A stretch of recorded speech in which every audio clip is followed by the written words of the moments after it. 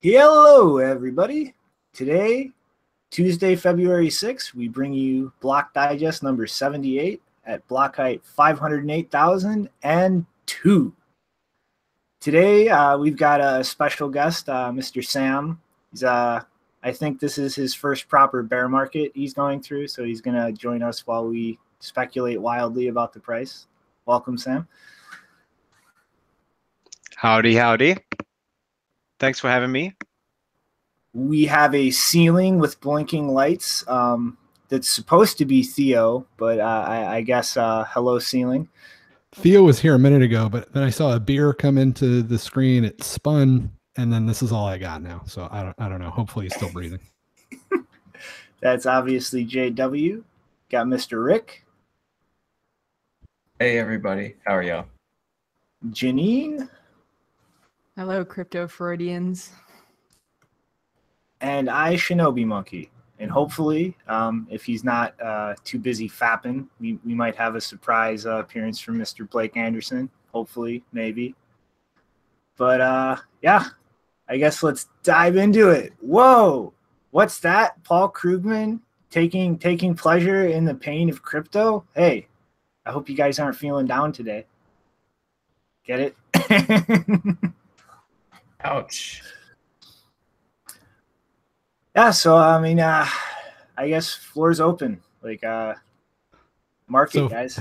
For anybody that's not anybody following along at home without video, we've got the Michael Goldstein's tweet complaining about what's the economist? You just said his name. Paul Krugman. Krugman. Fax machine. So Krugman a couple days ago tweeted out something about how he was enjoying his pleasure of watching all the Bitcoiners suffer with the price dropping, and now the Dow Jones is tanked. So a little bit of poetic justice there, I guess. Mm-hmm. And Janine actually found this one yesterday. This is a hilarious tweet of a bunch of servers with the caption, "Sad photo of Wall Street traders reacting as the stock market plunges." Are there like no lights being emitted from any of those servers? Does it look like they're all off? I'm sure they're blinking. It's just the lights are bright in there. Yeah, that's all the traders today now, isn't it? Just like all those quick trades. Do you think there are any mining farms that look like that? Half those machines probably are mining right now. They're all owned. No, most of the pictures of mining server racks are like covered in water because they're all doing it in hydroelectric plants. But if you want, I feel like he should have chosen a more authentic photo, and I feel like those cables are too neatly managed to represent Wall Street trader bots. I think they need to put the cables in a state of disarray to make it more realistic. Yeah, that's like from stock photo or something like that. Mm-hmm. Stock photos, stock market. Yeah, they need to manage those books a little better, like those cables. Yep. I mean, it's really kind of interesting the way we've seen like this correlation between stock markets and Bitcoin lately. And I mean, oh yeah, you got something to say, Sam? Go ahead. Oh, sorry. I'll wait for you to finish. All right. Well, pretty much it's just like the way they've been so tightly correlated lately. It kind of destroys, I guess, in a lot of people's minds, the entire argument that Bitcoin is the uncorrelated asset. But I mean, to really like break that down a little bit, over the past year or so, we've really seen a huge uptick in hedge funds, in big money really getting into cryptocurrency. And when you have something like the Dow finally start correcting down after this retarded just bull market that we've had the last year, it really shouldn't be too shocking if you really think about it to see a correlation between crypto diving and the legacy stock markets, because in a time like this, people are going to be looking to get into safe assets and something that actually hedges all the markets crashing. And when it really comes down to it, you know, somebody like me, like I'm holding until zero, if zero ever comes. And like a lot of people in the traditional markets, I don't think are really there yet. They haven't really fully grasped the value proposition of Bitcoin. And when it comes to downtime for markets, they're going to start ditching the things that they see as the riskiest investment first, because everybody's going to try to get their portfolio into something that is actually hedged against the market.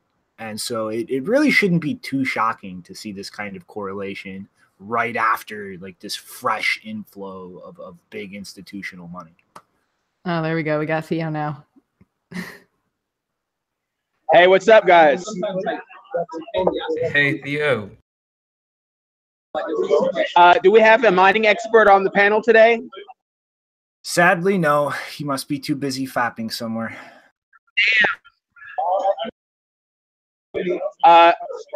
Shinobi, when are you going on Alex Jones?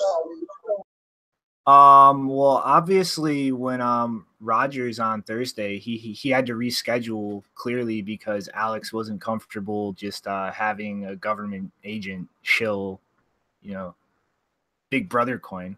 I mean, he's got to have a true revolutionary to kind of have a counterbalance to that, right?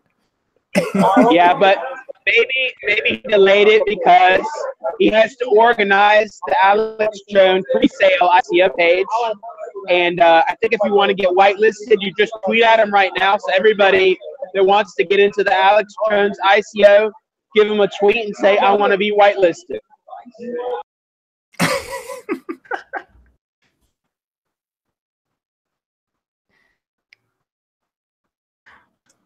What's the topic?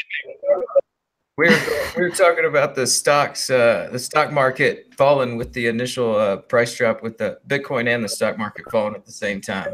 Dump it. It's all going to hell. Dump it all. Everyone, it's on fire. Choo choo. Choo choo. It's on fire. No, I don't know. It's kind of funny that it correlated. I don't know if it's just by chance or what, but it would be really funny when the legacy market just keeps dumping and then Bitcoin and crypto just goes up instead. So it's like a fake out dump kind of for crypto, and then our legacy just keeps dumping. I think I have to check it out. Maybe you guys, I think that there's been like a 5-year bull market in legacy, like and especially in stocks. That's pretty crazy. I think that normally the cycle is more 3 years, 3.5 years, not 5 or 6 years. And so I don't know what's going to happen, but let's see, when's the next election? We could speculate about that. Maybe there'll be, if it's a conspiracy, we should ask Alex Jones. I'm sure he knows. No, the next election, we're going to see the launch of Facebook coin as Mark Zuckerberg runs for the presidential office, and it's just going to be bam, boom, Bitcoin's dead. Facebook coin. I like that. So maybe that's why they banned all the ads so they can do their own token. And you have to buy a token in order to do any advertising on Facebook. And every time that somebody buys ads on Facebook, they burn 1% of the coins that you used for that. Mm-hmm. And so, you know, I guess so. White House. But we kind of brought Sam on to kind of, you know, talk through the price a little bit, you know, with this being, I guess, the first real bear market you've been through, Sam. So I mean, you know, right on. Like you know, if you want to keep anything like to yourself or like share whatever information you're comfortable with, but you kind of just want to tell us a little bit about like your situation and like kind of how you're feeling going through your head. So it's interesting. Last like a year ago, I got on the sort of the blockchain tip, and I was like, oh, this sounds really cool. Started learning about it, and then started buying some Bitcoin. And I was like, cool, got a Coinbase log in. It was doing it the sort of the easy way, if you would. And so I bought some, everything started going up. I bought some Ether and some Litecoin, and I was like getting engaged, and then all the numbers were going up, and I was like, okay, fuck, I should try let's try do an ICO. Get in an ICO. Like, you just learn like the whole thing, and everything's going up, and you're like, okay, put more money in, put more money. Enough money that I'm comfortable with losing it all, but enough that it still hurts when it's not there anymore. It's like I could have bought a car or something like that. But at any rate, when it started dropping after the peak, when it was like 19K or some shit like that, and it went down to 13, I was like, should I get out? Nah, it's going to come back up. And I kept thinking about it almost like a day trader thinks about things. And I'm like, actually, I'm not a day trader. Like, I invested in this for the long term. So the smartest way to keep my stress levels down and my daily happiness maxed out is to not think about it and be an ostrich. So I'm ostriching. I'm put my head in the sand. I haven't sold my stuff. And I'm hoping that long-term things start improving. Like, that's the money side of Bitcoin or of blockchain. I'm still, like the applications of blockchain are very interesting. And so if you're only stuck on the price and when to trade and whatnot, it can be, I don't know, I can drive myself insane. And so I don't want to be insane. I'm like, well, shit, hopefully it goes back up. I don't know. I'm cautiously optimistic. Yeah, I mean, like I was telling you before we went on air, like Bitcoin really kind of got on my radar around $100 back around, I think 2013, before we really drove up to the Mount Gox high. And I was considering taking out a loan. And I ended up not doing it because I was kind of going paycheck to paycheck, and ended up not buying in until the other side of that peak around 800. And I mean, that was kind of my intro to Bitcoin. $800 Bitcoins, and then woo, it's like all the way down to like almost $100. And I kind of hedged myself. I took what I bought and I pretty much did the stupidest possible thing you could imagine. I took the Bitcoin I bought, went on Reddit, found a random Redditor who was selling Antminer S1s, bought those with no escrow, just sent him the coins ahead of time, and was lucky enough to not get ripped off. And then pretty much just mining through that entire period, I was able to kind of level out to the point where I was at around the fiat value that I put in by the time I had to turn the miners off, because it wasn't really that economically rational. But it's you're not really a Bitcoiner until you've ridden these huge drops down, because like this is what happens. I mean, like, I'm sure everybody here has seen the "Don't buy Bitcoin, it's going to crash" video. Like that's what it does. It flies up to the moon and then crashes down and then does it all over again. Yeah, so this is the first time it's gone down since I got involved with it. So and that's cool. It's like, okay, great. Great, because it's always gone back up. But then I chat to people, and there's so much speculation. You're like, who to believe? Like, I find myself emotionally want to lock onto someone who's saying, like yesterday I was watching, I'll dig up his name in a minute. He's like, oh, Bitcoin's going to go up to 65K this year. And he posted that yesterday with a whole bunch of reasons why. And I was like, yeah, those are great reasons. Those are great reasons. And like I want to believe, but like speculating on this versus legacy stock market stuff is, from all I've read and understand, is ridiculous. But just think if you can survive a real Bitcoin nuclear winter where it just goes down and it stays down and there's no hope and there's more than a year, it doesn't go up, and and everybody is quitting Bitcoin and it's all done. You have to prepare for the nuclear winter. Theo. I love the idea of a nuclear winter, and then I love the idea of having some money to buy a Bitcoin in the nuclear winter, or maybe two. I believe in it, so I would buy another one or two. Or 10. 2015 was kind of like the nuclear winter. So just look at the chart and see what happened, then it can give you an idea. Right on. I mean, I got in late 2014, and so I got in like right in the middle or the beginning of the nuclear winter. So yeah, this has been the first time where I was around for like the really huge spike, and then I think this has been the biggest crash since I got in, as far as I know. But I've been like the most chill person. Like everyone around me is freaking out and be like, should I sell? Oh my God, this is a scam. We're all gonna die. And I'm just sitting here like, I mean, if it goes to $2,000, then I'll get worried, but I don't really care. So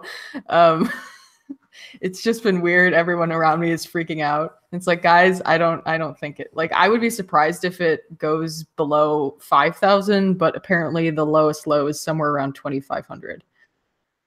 So I've heard. Mm-hmm. That's the magic meme line. I mean, but oh wait, I'm sorry, Bitcoin expert Giacomo Zucco, Bitcoin's dead, everybody. Sorry, pack up. It's time to go home. Bitcoin's dead. A Bitcoin expert has pronounced it. Game over. I just was gonna say I'm in the same boat as Janine here. Is like this is probably the most substantial price drop I've seen since I've been in, because I got in late 2015, kind of like with the whole Segwit and everything, and I'm really not worried. I'm kind of just hopeful that maybe I can get some cheaper coins, but I'm definitely not sure where that number's at, other than just watching it. Gonna keep ready to get my cost average down if I can. But as far as like riding it out and staying cool about it, I guess it's just like, haven't done the research and educated yourself on all this stuff and knowing where the solid value lies. I think that's what the stock market might be, just shaking people out and bringing people in after, I don't know, see if whether or not that thing goes back up or if it's a slow bleed into crypto. Well, the very interesting like one bullet point that we could expound upon is the guy that I was reading yesterday. I'll go dig his name up here in a minute, but anyway, he's like, the speed of money right now, fiat currency, dollar, whatever, the speed at which that needs to be transmitted, it's just too old. It's too archaic. And we need to, like, the world needs a faster, cheaper way of everything else is going exponentially faster. Computation, like the pace of our lives, etc. And money needs to keep up. So I don't know if it's Bitcoin or not. I'm sure a lot of people think it is, but it could be Russia's version of a coin, America's version of a coin, whatever, who knows. But the fact is that the traditional stuff is too slow. And hopefully, the Bitcoin can be the gold standard, but I don't know. Who knows? I don't have a crystal ball. But the fact is that blockchain as a sort of technology, I still feel is the future, and it gave me hope reading that yesterday, because you can forget when your money's getting drained out of your wallet. Well, perceptually. Well, speaking about old money being too slow, Shinobi, could you show the tweet briefly where, because I think, Shinobi, you kind of got into it a little bit at the beginning about how a lot of this was my theory about why there was such a big correlation between the Bitcoin price and the stock market, was because, we've had a lot of big investment funds getting into Bitcoin in the past year. And I feel like as this tweet kind of hints at, if you're a hedge fund and you're looking at, a stock market that's about to go down, which asset or which stock, it's not, Bitcoin's not a stock, but which asset would you probably sell first? You would probably sell Bitcoin because it's probably the fastest one you can get rid of. Basically, most of them think of it as the most volatile. And so they think, sell that one first to get rid of the most risk. So like, I'm not surprised at all that there was a really big sell-off, because I feel like there was a lot of pressure from all of these investment funds trying to get rid of the Bitcoin to like hedge themselves against the rest of the stock market. Mm-hmm. I mean, it really makes sense. I mean, like, you know, like us here have a lot of long-term faith in this, but that personally for me, that took a long time to build up and really sink my mind into how all of this works and the different ways that it could play out in the long term. I mean, especially with something like a hedge fund, like the bottom line is all they care about. Like, I think that process is going to be very slow for institutions like that relative to the crazy anarchists like ourselves. Just to quote Trevon, you didn't really lose money. Well, you did. Technically, you didn't really lose money. Technically, well, you kind of lost your money. I would be careful quoting that man because he's apparently hiding out somewhere in a hotel in Myrtle Beach with a very identifiable headboard. Oh no. Oh gosh. In the video, there's like people hunting him down and stuff, and like, oh look, this is the headboard of his bed in the background of this hotel. And okay, he is a scammer, but that's kind of messed up. Like that is kind of messed up taking things that far. Like I neither condone or condemn vigilante justice, just for the record. I don't think that is an appropriate way to handle that. I mean, quick topic change before I end up in prison. Throw that chart up there, man. I just want to. So this is the chart of the total U.S. dollars in circulation, and of course you got to take into account the fact that this is like M2, and there's actually like 2 layers of scams built on top of this that make the actual money supply exponentially larger. And also keep in mind that this is a chart that's published from the con artists that will not allow themselves to be audited, because they've said on record before Congress that if the Fed is ever audited, it would cause a stock market crash because people would lose confidence in what the Fed is doing. So with all of that in mind, look at this chart. This is the total number of dollars that are in circulation. This sort of massive inflation of the money supply has an effect that economists call the boom and bust cycle. And what happens is when there's money that's printed, when the supply of money goes up, people have, say, $5,000 in savings. And then suddenly more money is flowing in, right? Their business is doing better. Their boss's business is doing better. They get a raise. And they go, you know what? I only want to have $5,000 in savings. And now I have $6,000 in savings. So they spend that $1,000. The problem is that they were deceived into doing that, because that $6,000 is only as valuable as the $5,000 that they had before. And that causes entrepreneurs to think that business is even better, right? Not only were they getting money, trickled in through the people that they hand money to from the Fed, but now the consumption is up, right? Consumption has been stimulated. And so people are spending money like crazy, and entrepreneurs are bringing in this new revenue. And so they're making investments based on that, right? So I don't know why, but all of a sudden, pink tennis shoes are just flying off the shelves. We need a pink tennis shoe factory, right? And eventually the Fed can't continue to do that, because the amount of worthlessness of the money will start becoming clear. And so what they'll do is they'll start tapering, which is what the Fed has announced that they're doing several times in the last year. And once they start tapering, they're essentially reducing the increase in the money supply. And that's when people realize, oh my God, why did I spend $100 million to build pink tennis shoes? There's not as much demand for pink tennis shoes as I thought there was, right? And that's called the bust. And these things have happened in US history about every 7 to 10 years, something like that. We haven't had one since 2008, so we're definitely due. And the amount of money that's been printed in the last few years has been unprecedented. So a lot of economists, just with these sort of simple facts in mind, are saying, look, we're looking at an unprecedented bust at some point, because we've had an unprecedented boom. We've had 25 months on the stock market without a single down day. That is not it's not natural. That doesn't happen. And again, it matches with, if we printed money on an unprecedented level, we would see stocks going on an unprecedented level. So I don't know if the bust is going to happen, or I don't know if this is the beginning of the bust cycle, but it's inevitable that we are going to have a bust at some point, and it's inevitable that it will be proportional to the amount of money that's been printed.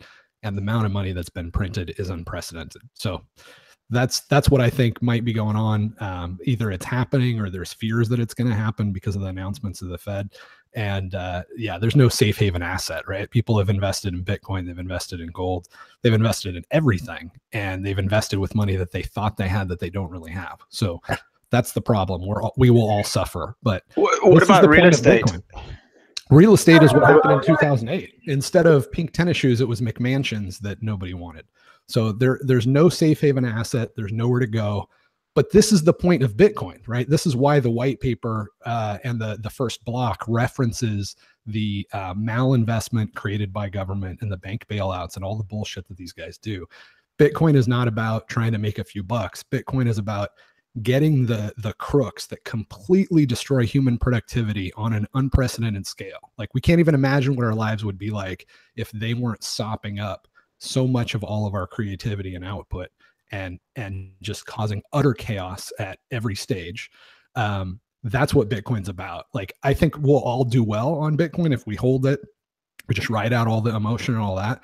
But our lives will be materially better because when our kid is about to die, there's going to be a technology that exists that saves them, not because we have money in the bank, but because the economy was allowed to function more efficiently and we were able to create and solve problems and build better tools. That's what this whole game's about. Very well said. Yeah, today. And Today I was inspired to watch. They're very old videos now. I remember watching them basically after they were created. But there's some really awesome rap battles between Friedrich Hayek and John Maynard Keynes. So I definitely recommend them. Those are so good. Those are awesome. Yeah. It's too bad we can't play some audio. We should put links to those. But yeah, they're you'll learn more about economics in that I don't know, 3-minute rap than probably what I just said for about 3 minutes. How do they raise the interest rate after it being so low in so many places for so long? Because that was pretty much the method to stabilize a lot of everything. And now if they raise it, what's going to be the reaction? Right. And I think now even just rumors of them even talking about raising it is also part of what's causing some of the panic, I think. Yeah, they have two choices when they're printing money. They can print more money, and that causes inflation because people notice that prices on everything gets higher. And if that happens too rapidly, people freak out and they abandon the dollar, and then they have hyperinflation, right? So we're constantly trying to decide whether we're going to be Zimbabwe or whether we're going to have a 2008, and they're trying to walk that fine line. And that's why we have the boom when they're trying to be like Zimbabwe, and then we have the bust when they realize we got to be like 2008 or we're going to have a Zimbabwe moment. And of course, it's in their best interest to keep us as much like Zimbabwe as possible, right? They want to print as many dollars as possible because when they're in power and the economy is doing well, we give them more power, we give them more money. If you're the Federal Reserve chairman, it's not in your long-term personal best interest to keep the money supply stable and reliable. It's in your best interest to have a boom, right? And then you'll be a very popular and powerful Federal Reserve chairman. Now, the next guy after you, he's going to maybe be the guy that has to be the bust guy. But that's the sort of game of musical chairs. And it's not new. These guys have been doing this for 100 years. You can look, and it's almost like clockwork every 7-8 years. And the more they print money, the longer the period of the boom, right? And so since 2008, they printed the hell out of it in 2008, actually, to keep the boom going. It didn't feel like much of that. They said they did it to keep things from falling apart, but that's not true. They didn't want housing prices to fall to their natural level. And so the banks kept the houses on the books. Those houses never went up for sale. They never came off the books. And there's still a massive amount of inventory all the way from back then that hasn't moved. And they managed to keep things going by printing crazy amount of money. Like way more money than that chart suggests. Isn't Janet Yellen already going to get another job? She's already talking about it. And do you think that people should invest in wheelbarrows? Her last day was 2 days ago. I'm sure that 2 days ago being her last day has nothing to do with the fact that things just fell off the rails. It's pure coincidence. So I have a question to bring it back to the Bitcoin. Is a lot of people made money in 2008? Well, not a lot. A handful of people in 2008 made money by betting against the market. Is that something that one could do in Bitcoin? And is that something one should be considering for the legacy stock market right now? Yeah, I mean, personally, I think that a big part of the push from around 8K to 20K was mostly institutional money. And if you really look at the kind of timing, like we topped out right when futures options started popping up for them to hedge short, and then boom. And so not only on the way down with the stock market going down as well, did we have these people dumping most likely, and again, this is my speculation, to drive the price down while they're short on the futures markets. But then the further down we went, we also have a lot of hedge funds dumping because everything's going down. They're going to ditch the riskiest things that they have first. And it was just kind of all of these different things feeding into everything. And like that's definitely something that's possible. But in the long term, like if you can throw all the money you want at the futures markets, but if you're hedging down, if you're short, you have to actually have real Bitcoins to dump the spot market down to actually clean up profit wise on the futures markets. And I mean, eventually you're going to run out of Bitcoins to dump, and then you have to buy them again. And there's no guarantee that you can get those Bitcoin again at a reasonable price to just keep playing that move of hedging short and dumping it. Eventually, those coins are going to wind up in the hands of people who aren't selling them. And like that kind of play, like it's not going to work in perpetuity. Yeah, that's what I was going to say. It's a little different in the sense like that. I don't know. The information that they were holding was pretty close to the chest with those small group of people where, I mean, like they could, like you're saying, short it and use a lot of money to try and bring the price down. But it's not really like as far as the market as a whole, they're not really holding that much information other than what they have as far as ability to push the price down. I think that would be a pretty big difference in those two situations. Like you're saying, it's not sustainable. If they wanted to do that, it could only last for so long. Right. The thing that's beautiful about this system from the perspective of an insider, though, is that you get to know when they're going to do it. So if you're a buddy of somebody that's inside the Federal Reserve and you've made the right political payments and you've got the right favors, then they can tip you off and say, hey, the stock market's going to have a bad day tomorrow because we're about to make an announcement, or hey, we're about to release this report that shows we have printed a shit ton of money. You will not believe this. And then great, I can short the market.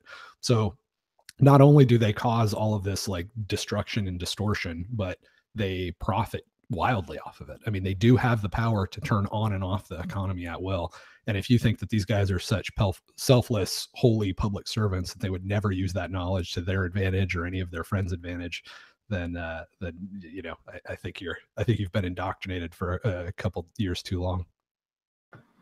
I also do find it interesting that we just recently had this new so-called credit rating agency come out, and credit rating agencies obviously had, a huge effect on the crash in 2008 because they were labeling products, financial products that were not necessarily legitimate or good as, AAA. And the Big Short movie, I actually just saw that recently, and it's not perfect, but the scenes are just hilarious in that of the conversations that they have with the credit ratings agencies where they're like, yeah, it's like we're friends with all the people that we rate and they pay us, and it's all messed up. And I'm kind of wondering if a similar, now that we have this Vice credit ratings and giving, B pluses to coins that I still have no idea what they are or what they do. Hopefully not enough people listen to them, because I don't want the cryptocurrency ecosystem as a whole to get inflated on the basis of a credit rating agency giving good grades to bad coins. Yeah, it was upsetting to see that credit agency ratings in crypto like so off and everything. And yeah, it's just play back to that 2008 of everybody just trying to keep information close. But yeah, we don't know how good that information. I mean, we know how good that information is. Not too good. Hey guys, I gotta head out.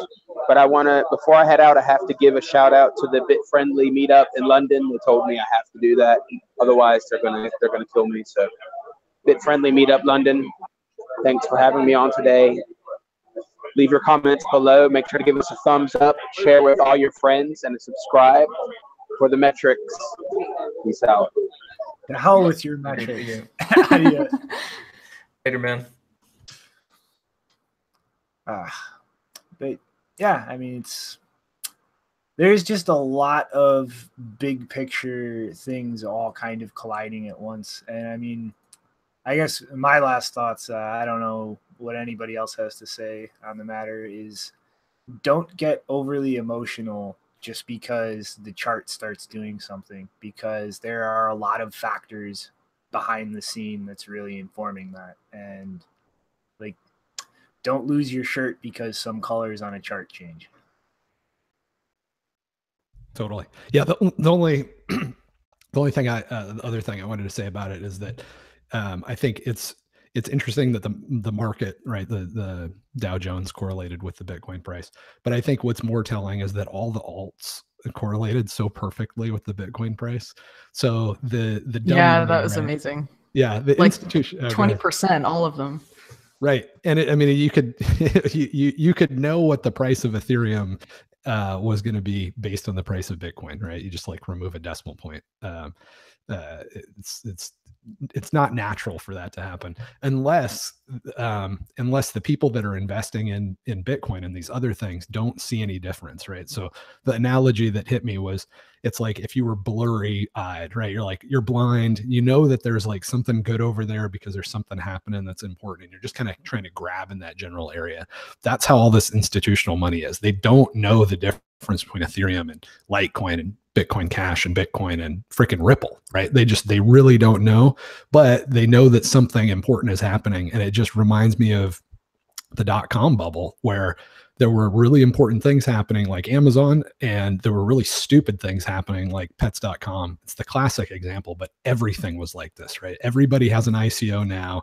Everybody has a stupid token. Back then, everybody was like, oh my gosh, I just registered a .com name. Now my welding business is weldingbybob.com, and it's got a 10 times valuation. And that was the same thing back then. Like the dumb money, and that's what Wall Street is it's just like hordes of dumb money, knew that there was something important about this internet thingy with the @ symbol, but that's all they knew. So they just grabbed it by the pile.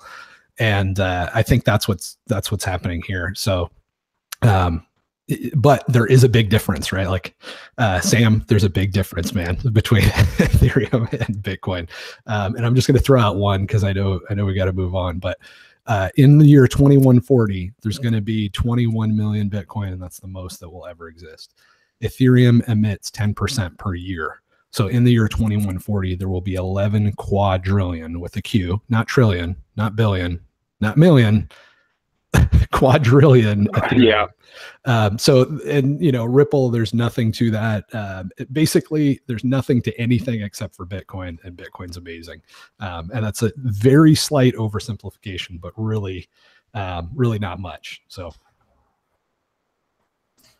Yeah, your explanation reminded me of Zuko's analogy because he can only manage to do analogies to describe zero knowledge proofs and ZK snarks, and he described it as having two billiard balls that are, you don't know what color they are. All you know is that they're balls, and you can switch them back and forth, and you can basically prove that they changed hands, but you don't know which one.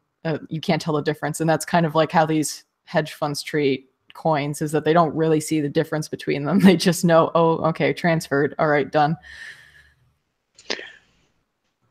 I think that's fair. It's kind of like a generalization that I've seen play out with friends of mine who are not technical and are investing in ICOs, and I'm like, and they shoot me a question, should I invest in this? And I'm like, A, I haven't read the white paper, so I have no idea what this business is about. B, have you read the white paper? And then I don't really get a response after that. It's not just about reading the white paper; it's the team and blah blah blah blah and all that shit.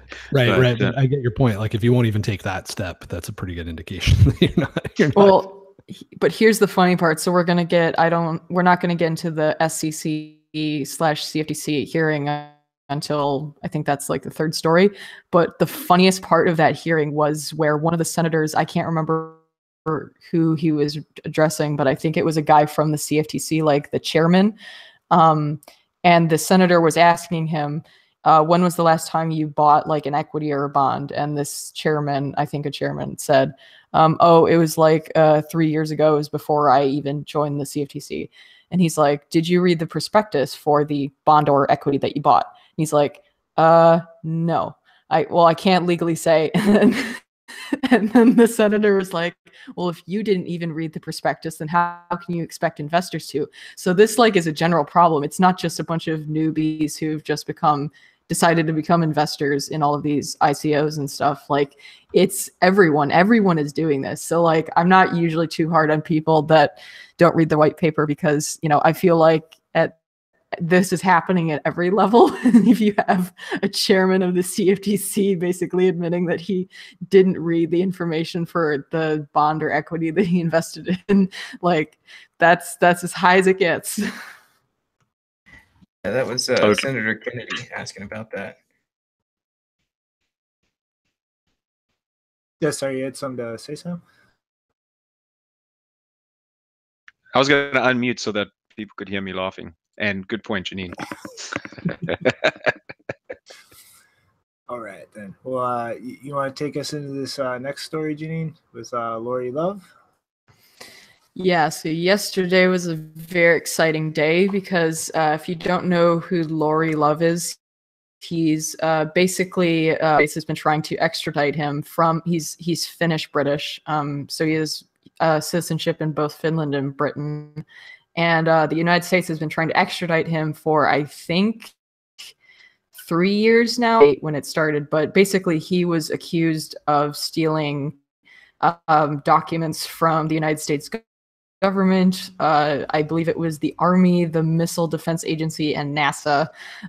So that was the accusation. And so the United States has been trying to extradite him to put him on trial in the US. And he's been fighting that extradition. And yesterday, the court just ruled in his favor, saying that they will not extradite him to the US. I'm going to read exactly what their statement said. Basically, well, I can't find actually their statement. This is, I think, a statement from the lawyer.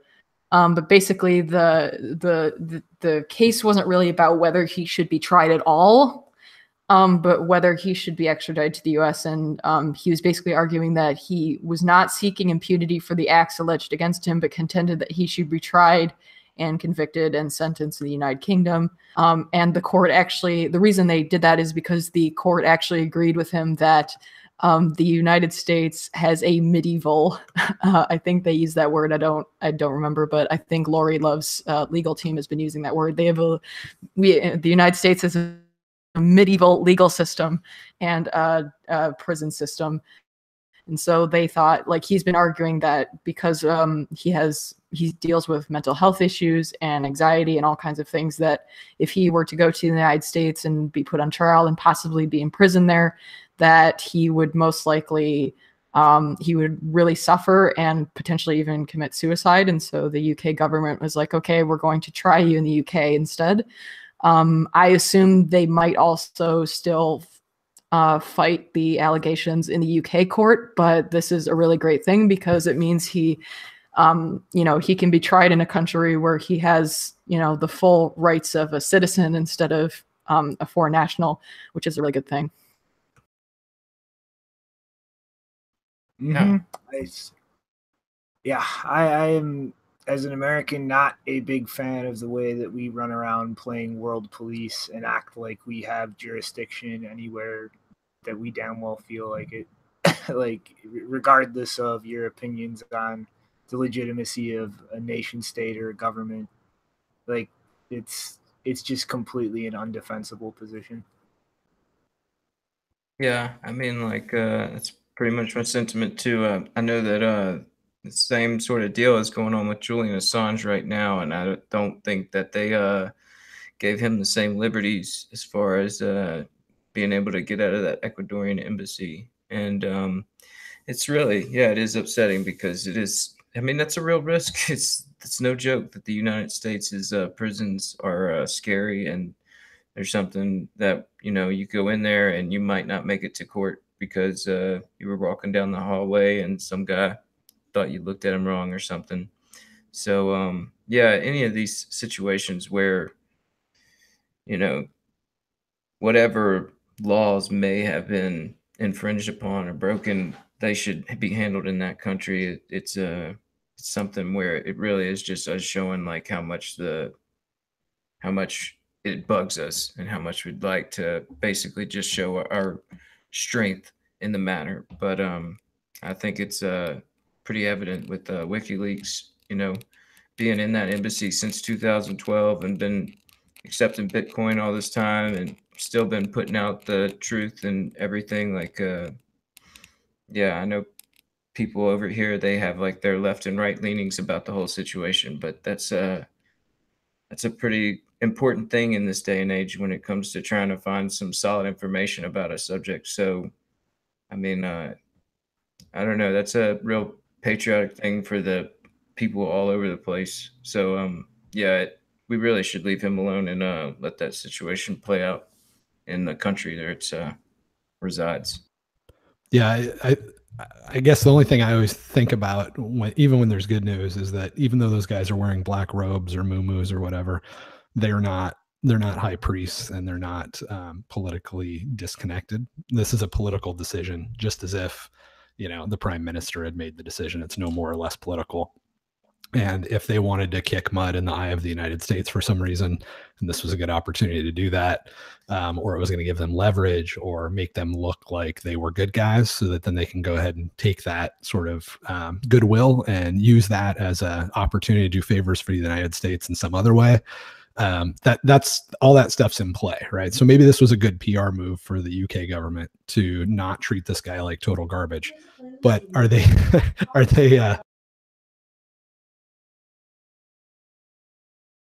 Uh-oh. Frickin' Alexa. I hear distractions.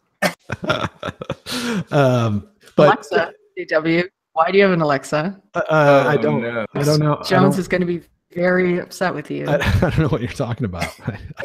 I do not have a, well, I don't want to say it because I don't want to have it interrupt me again, but I don't have it.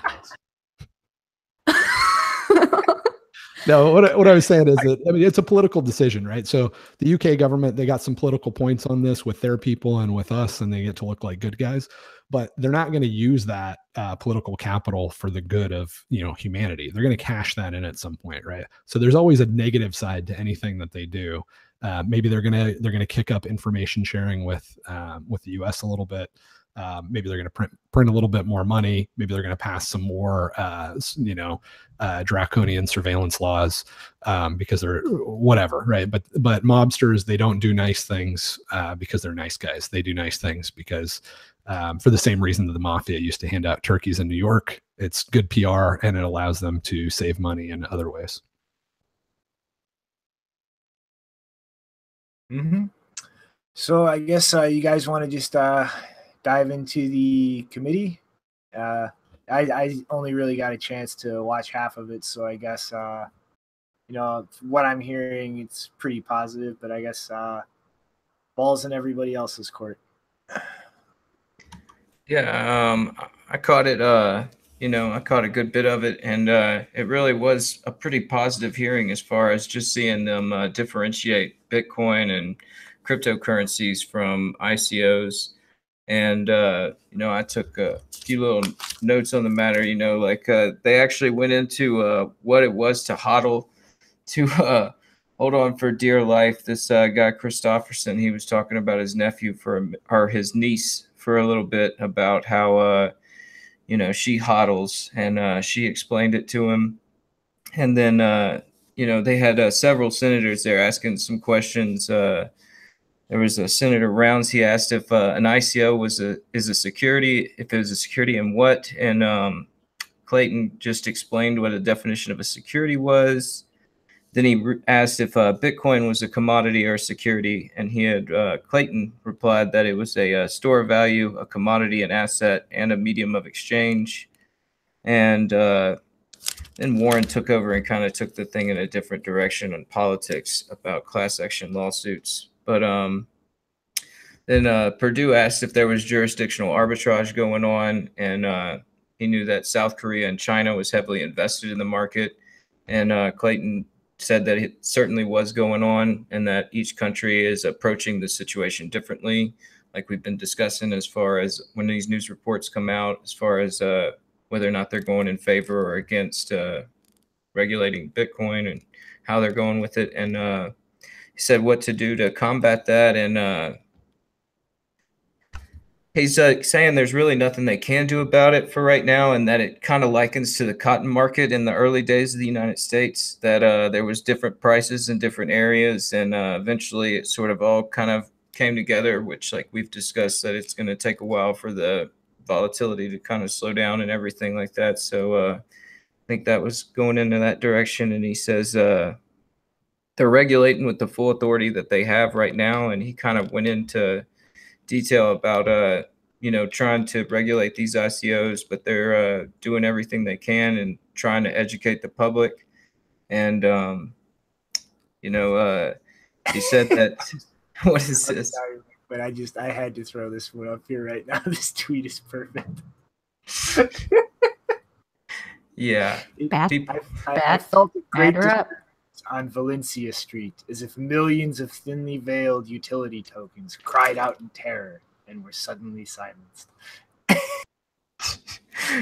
Yeah, there was a moment there whenever they really got into it, and he asked was this somebody, I think it was Kennedy, asked if Ethereum was a security, and Clayton just again went into the definition of a security and then talked about the Act 33 and Act 34, and kind of went into a little bit of the description of what Ethereum was and said that that would be a security. And so there was a little bit of some, like I'm saying, the differentiation as far as in the meeting, in the hearing, that was really nice to see, and like to see them have an understanding of the fact that this is something that could be used, or will be used in the future for a lot of different things. And, they were saying that they hope people investigate it furiously, and that, that the education continues as far as people learning about how to use it.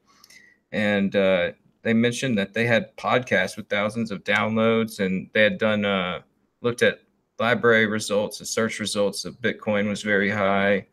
And that it's disturbing tech, and they were worried about investors, and they said, well, yeah, it's disturbing tech, and it's disruptive tech, but it's still just an investment, and you need to look at it like that, and you need to do the research, and just hoping that more people learn about it. And it was really I was really surprised. I thought it was overall a good hearing for Bitcoin and crypto in general, just to sort of hear that the CFTC and the SEC are really taking the space seriously. And they did mention about the coordination between the Bitcoin futures and ETFs, saying that, that they needed these. They didn't say they needed, but they mentioned that these futures provided some underlying data points, and that, this whole thing's continuing on. And I don't know. I'm still real bullish about Bitcoin, and these sort of things, this sort of news right here was just I don't know, it was good to hear. I really liked it.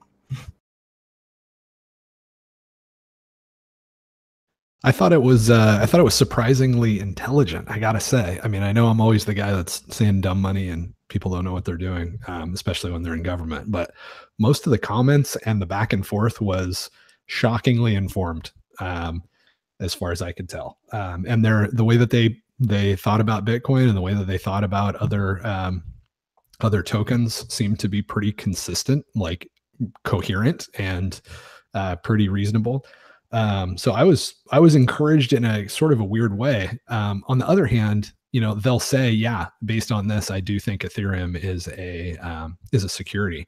but how much damage could they have saved if some guy that makes, $80,000 a year and just flips papers all year couldn't have just sent out a tweet from the SEC saying, hey, we're not sure, but based on my $80,000 a year sort of expertise, this seems to meet the Howey test for me and looks like a security. How many people could have not suffered when he can just kind of do it on the fly, right? Maybe he did a ton of prep before, but it seemed like he was working it through and explaining what the Howey test was and when they consider something a security almost on the fly. So yeah, in a way, it's amazing that they seem to know so much. And another way, it seems amazing that they're doing so little. But I've said before, I think a lot of times these things take 2 or 3 years, and I think part of the reason for that is that they don't really want to stop them. They just want to get their cut, right? So I imagine that they're going to get a big piece of the Ethereum winnings into their coffers at some point, and that'll apply to all the other ICOs. And unfortunately, they're financially incentivized to do that, right? They send out something early on saying, "Hey, this smells fishy." There's no money in it, but if $1 trillion gets fleeced out of the public and they can issue fines of 250 million, that's like, again, we're having to ask these people to do what is not in their own personal interests, and I think that's too much to ask. Well, just a little bit on that point. Actually, the Senator Kennedy was asking about, like, what's the point in Bitcoin and all this, and we kind of got into this in a minute ago. Was like, talking about the disclosure and investors, access to information. And one of the things that he kind of like was getting pushed back on was like this whole, can you regulate them, and why aren't ICOs being registered? And he was saying he's one of 5 board members, which, like, we can talk about like how much power he's got on that board. But I know that a lot of these government agencies, they are kind of hindered in what they can do. And I think that he was saying he really wants to have registered ICOs and regulate them heavier, but he's kind of hindered just by the fact that he doesn't have real full control over the decisions being made there. Well, if they were going to get registered, they would have to go through the whole same process that any company would have to go through to get registered, right? And that is I think it's like, I might be wrong, but I think it's about $250 million is the whole cost to go from an unlisted company to a listed company. I might have that wrong. Maybe it's 25, but I feel like it's 250 is typical. So this is not a cheap process, right? So none of these tokens, like maybe Ripple, but only because they've already been able to essentially go public and raise funds, right? The normal way it works is you run a business with accredited investors. You have people, from Silicon Valley investing, Peter Thiel, guys like that. You do several VC rounds. And after you've, spent maybe $200 million from these different rounds, and you've built up a really big business, then you're able to spend the $250 million in order to go public, and then there's a big windfall. So that's the normal process. It's not that these guys can't do that. It's just that they can't afford to do that. Right? That's the whole point of an ICO, is you get to go straight to the public and avoid all the securities laws. So it's isn't there also, J-Dub, on that, you could get really heavy-handed about it in the US, but there's all these other countries, maybe they'll follow suit or not. I don't know. But if I can't run my ICO in the US and I really want to raise the money, I just go somewhere else, right? And have a base of operations somewhere else. No, actually, that's a good question. That goes back to what Shinobi was saying earlier, that the United States considers the entire globe and probably the known universe to be their jurisdiction. So if anybody spins up a business or an ICO and one US citizen happens to accidentally slip through your screening process and buy your financial product, the FBI is happy to jump on a plane and drag your ass back to the United States, regardless of citizenship. That's interesting. Yeah. I mean, like, honestly, that's definitely a factor, but I think that I think the process of jurisdictions, for the most part, kind of catering to things like that, will be kind of more of a slow roll. Like, I'm pretty sure Belarus in the process of kind of giving tax immunity for a long period is also being pretty lenient with ICOs. But I think it's going to kind of be a lot more slow roll before a lot of big jurisdictions that you can really get access to a lot of capital through things like that will really start greenlighting things like that. Because, you know, like I was saying earlier, the US likes to think of itself as the guy with the big stick. And so you kind of really need to tiptoe towards that line without kind of putting yourself in a situation where you might face the wrath of the United States government if you start facilitating things that there's really no way to like completely lock out US citizens from. And like ultimately I'm kind of more interested, like I take that for granted that like that kind of dynamic is going to really evolve over the longer term.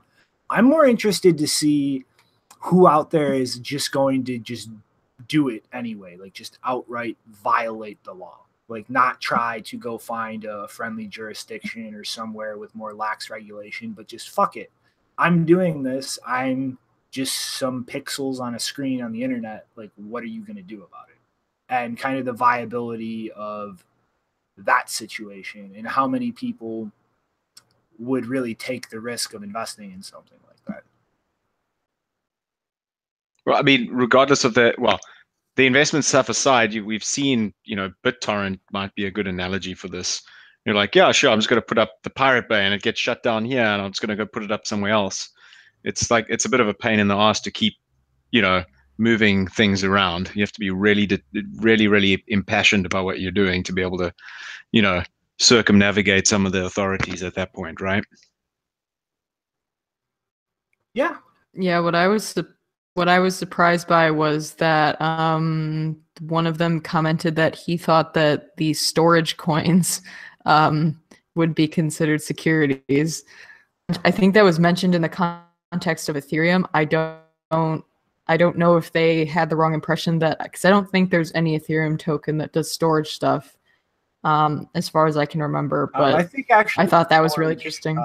Ditched Counterparty and went over to Ethereum a little while ago, but I think that was more of an ICO grab than actual long-term planning.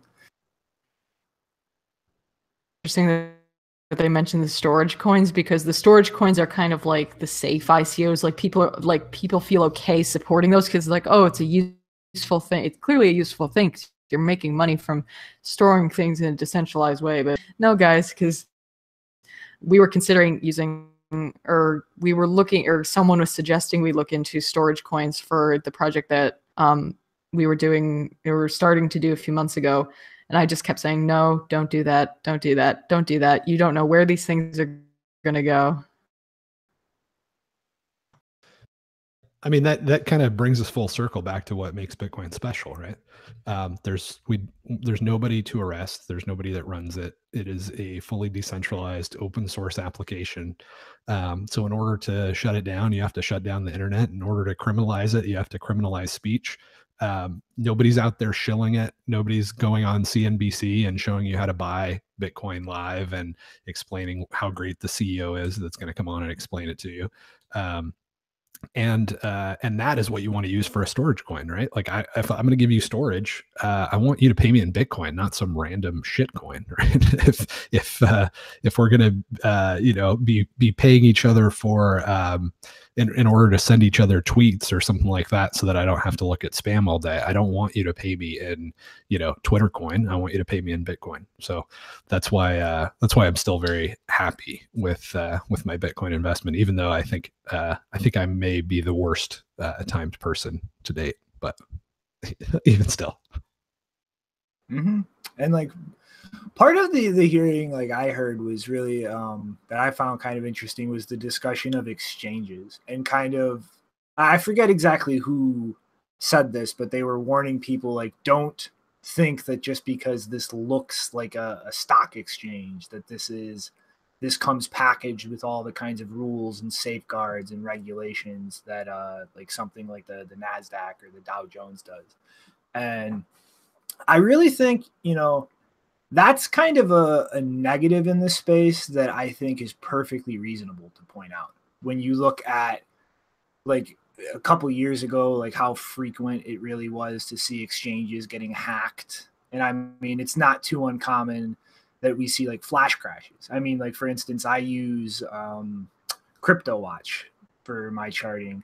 And whenever I'm on GDAX, like it drives me insane because I think like sometime last year there was that flash crash down to a penny, and it just completely fucks up the chart visually speaking.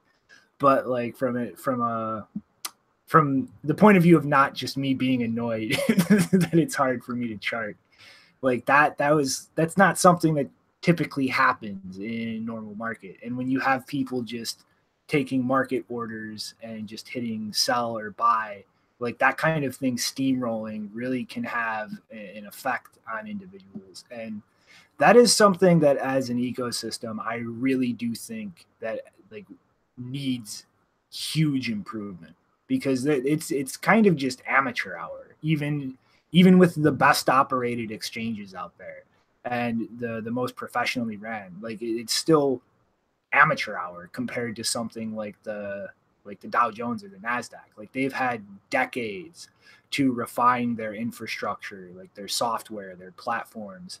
And the crypto space is still kind of just slapping things together to keep shit running as we go. And, you know, it's worked up until now, but in terms of really trying to achieve a global like dominant position as a reserve asset or a currency or whatever you see Bitcoin being most useful as, like what we have now is just not going to cut it in terms of efficiency, in terms of security, in terms of usability. Like all the check marks across the board like need serious improvement in pretty much every player in the space. Yeah, that was one of that part where they were talking about this disruptive tech, and they were saying that people should still do their investigating in it and everything. And they were talking in that same sentence or area, they were talking about how they were hoping that businesses in the space are responsible actors, you know, as far as like doing the right thing and making sure that they're doing their due diligence to keep their customers safe. So yeah, that's something that we face, but you know, like you were saying earlier, as far as what they could do, you know, that guy and it sounded like he was saying they were hindered to do something about it. And it's just going to be like, yeah, we're going to have to sort of self-police and like educate people and make sure that they're doing the right thing as far as, you know, storing their coins somewhere off an exchange. But yeah, he had mentioned also that, you know, they have like a FBI group and FinCEN working together really closely. And also they have a dark web working group put together to, you know, sort out any areas in that as well. So, I mean, like I guess that they're doing what they can, but it seems like as far as with the exchanges, they're kind of just counting on the actors involved to be responsible, which hasn't been that great in the space as yet, but it's starting to look like we're getting more responsible people coming in, and others are starting to try and keep up. So we'll see how it goes, and we'll just try and keep people steered in the right direction.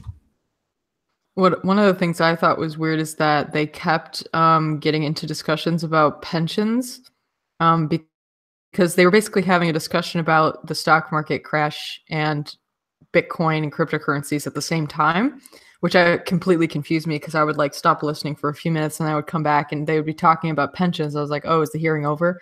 But then they said something about that there was an article about someone having, like, they basically wrote an article saying that their pension is in Bitcoin, which I like. That's why I think that I can see why they kind of mix the two topics together into one session, because if, you know, a lot of people's pensions like are tied to the stock market, like 401ks and all of that, if Bitcoin does ever get decoupled from or decorrelated from the stock market, and Bitcoin becomes, once again, when there's, you know, negative trends in the stock market, then people go into Bitcoin and Bitcoin goes up, then that's obviously going to be a big deal, because you're going to have all the pensioners who are like kind of propping up this whole thing going into Bitcoin. And then so I feel like there's an undercurrent of like stress about that during the whole session. Yeah, they definitely kept breaking it up a little bit. I mean, you know, that's really a huge issue when you really look at the big macroeconomic picture going on right now, and like why Bitcoin is so important. Because you know, we've already kind of gone over some of the specific reasons why Bitcoin and crypto likely crashed in correlation with the stock market, but like we're in a really weird place as far as the economy, at least in terms of the West. And Japan is really kind of like the canary in the coal mine. Like our population growth isn't really keeping up with things. And the kind of big picture dynamic going on right now is as we have all the baby boomers start retiring, and depending on their pension funds, their 401ks, like all these investments to really survive for the rest of their lives, like that's going to radically change the economy.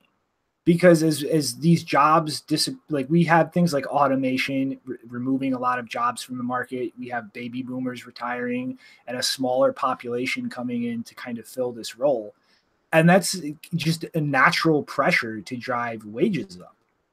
And as wages go up, that's going to cause inflation, because all of that money is going to be going out investing in things for their own retirement, chasing consumer goods. And as that really unfolds in the long term, that's going to drive up prices for everything when we have a huge chunk of our population effectively stuck on a fixed income for the rest of their lives. And that picture is just a time bomb waiting to explode. Like that's not sustainable without some kind of new variable in the picture. And something like Bitcoin in the long term, if that like that inverse correlation really holds, like that's really the only thing I can see as far as a solution to that, to kind of get exposure for things like pension funds and 401k in a way that offsets like this inevitable inflation that's just going to come with the kind of passing of the torch between these different generations. And like this is just a completely unavoidable like situation. Yeah, and one thing I thought was interesting, because yesterday I saw this article about how the concept of retirement actually didn't even exist like less than 100 years ago.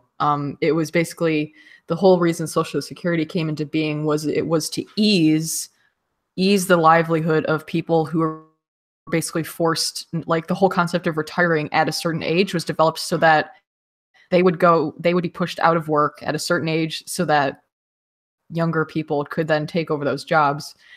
And Social Security was implemented supposedly as a way to ease the fact that you now had this whole group of people that couldn't work, were not making money, and basically had to survive on scraps. Like Social Security is basically like, here's some scraps just to keep you alive. It wasn't supposed to be this whole thing about, oh, you're going to, you know, have an easy life for the last, 30 years that you're alive or whatever it could be. So I thought that was interesting. And I also think that, it's possible that maybe the correlation it appears a lot bigger than it actually is, because, as everyone knows, we've been talking about the fact that Bitcoin was kind of due for a correction anyway around this time period, because it's gone down between like December and January, pretty much the last 3 years. Around in the same kind of way, losing about half of its value and then going back up again by like mid-February or so. And so we were kind of due for a major crash anyway around this time of year. So I think it was a catalyst to the stock market. So the minor correlation there might have been with the stock market probably affected that more. But yeah, I think it wasn't, I don't think the stock market completely, I don't think it caused the crash. But it definitely might have just made the correction that was already kind of inevitable, bigger than, because I think we dropped by 60% or 65. I didn't actually look. Some big number. I don't know. I spent all yesterday watching some sci-fi show on Netflix. Nice. Yeah. Job. So the past like 3 years or so, it's dropped like between 40 to 50% around this time of year. And so if it dropped by 60% this time, then that was probably the correlation with the stock market. The hedge funds selling off. Yeah, that makes sense. The one thing I was just thinking about for Sam is that even though this is your first drop, if you look back at the past prices, like Janine's saying, it's very, very cyclical, right? It grows and people get overexcited because it's all going to happen tomorrow, I think. And then it doesn't happen tomorrow. And then they're like, oh, it's going to take another year for Lightning to be fully deployed or something. If I'm trying to be really generous and say that there's some intelligence to this, this dumb money that's coming in. But yeah, so it is cyclical, right? And geez, I forgot what the other point that I was going to make. So I'll leave it at that. All right, I will troll then. This is probably the most important single thing that happened during this entire thing. HODL is now entered into the congressional record. Yep, that's right. There's some government document out there that says HODL. Yeah, unfortunately, he made the mistake of saying that it stands for "Hold On for Dear Life," which is apparently a misnomer that the media. Oh, Rick just dropped. Uh-oh. Anyway, hopefully Rick comes back. But basically, he said HODL stands for "Hold On for Dear Life," and apparently that's mistranslation or mischaracterization of the term, because that's something that the media adopted and they've just kept saying it over all these years. But HODL is just a misspelling of hold.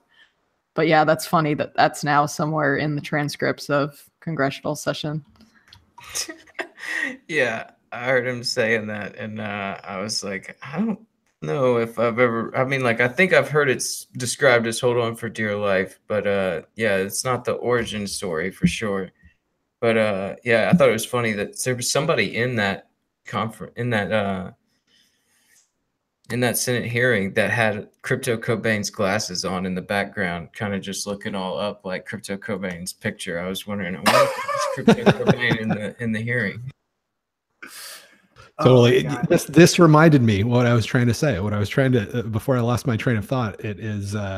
It's cyclical, but also we don't know at what point some of these crazy things are going to happen where Bitcoin could start rapidly replacing the dollar, right? And so when it shot up to 20,000, for a lot of people there was mixed emotions, like, oh great, it's going to 20,000, but oh my God, is this the time where it's going to just become global money, because it's set up really well to do that, and when people realize how well it works, that will happen.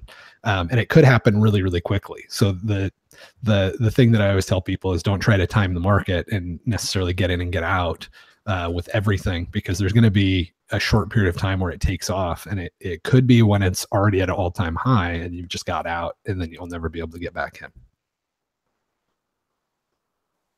in. Mm-hmm.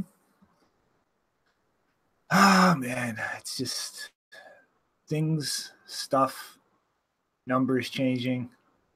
I love Bitcoin.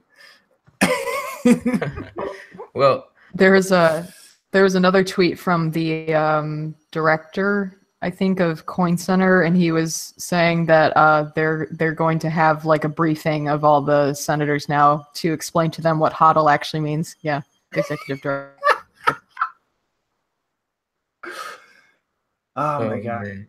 Well, before we take off on it, I'll just add this last, like, this Senator Cotton asked what will be the effect on the industry, and Clayton ran down this list saying that the potential is extraordinary, and the fact that it can add access to banking for the unbanked, help verification and file keeping, and he can help donations for relief and count refugees potentially.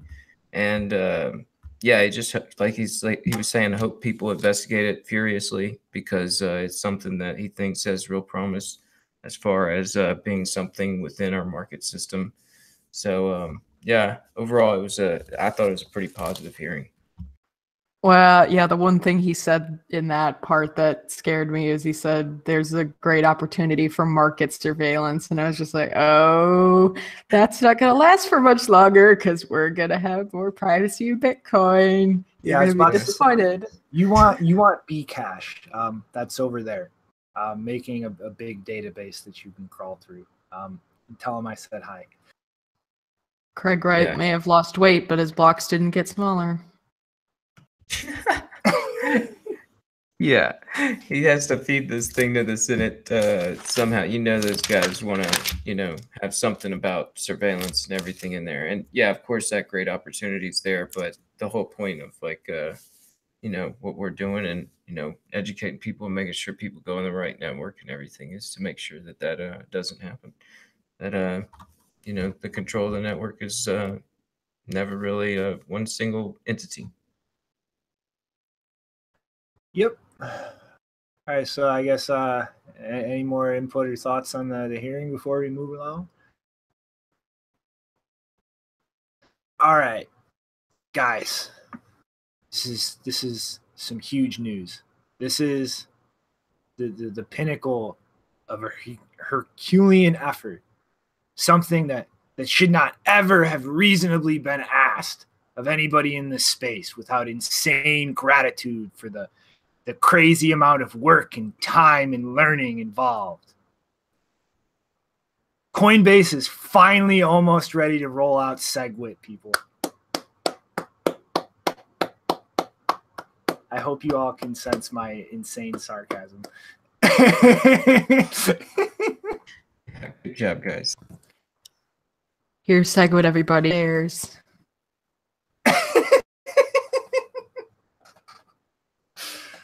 Oh man, yeah. You were saying this yesterday, Judy, but this is like the most hilarious timing in the world. It's like the market just starts tanking. Okay, here's Segwit, guys. Here's Segwit. Make it stop. Just make it stop. Well, that's like a perfect timing too, because like it'll be a great time to demonstrate, all of the discounts that Segwit has regarding fees, because the price just dropped, and so now the fees are really small. I would think of it more as it will show how much Coinbase has just been price gouging all of their customers by just being lazy, inept, and frankly quite destructive for Bitcoin. Yeah, I mean, it's good to see something out of Coinbase that was at least like something to where they want to help the network. That's where, seeing that guy talking that Senate hearing about responsible actors and everything, it's like I just immediately think about Coinbase being like the main go-to retail merchant out there for anybody out there getting in the space, and they're the actor that they have to deal with. So it's good to see something, but yeah, it's probably them just trying to keep up with the competition, and like you're saying, just any ditch effort to try and help the ecosystem in this moment, I guess, of worry. But yeah, like I still think it's a little too late, like for them as far as retaining that retail position. Yeah, if they delisted all of the shit coins, right? If they take Ethereum off, they get rid of Bitcoin Cash, they get rid of Litecoin, and then they enable Lightning, then then we'll talk. But if they're just gonna freaking flip a Segwit after months of bullshit and constant attacks on the network, they're still dead to me. Can I offer a alternative opinion? Which is, okay, I have a question that we can answer afterwards, which is, where is the best place for people to go, whether it's complicated UX or not, to buy Bitcoin? But we can answer that later.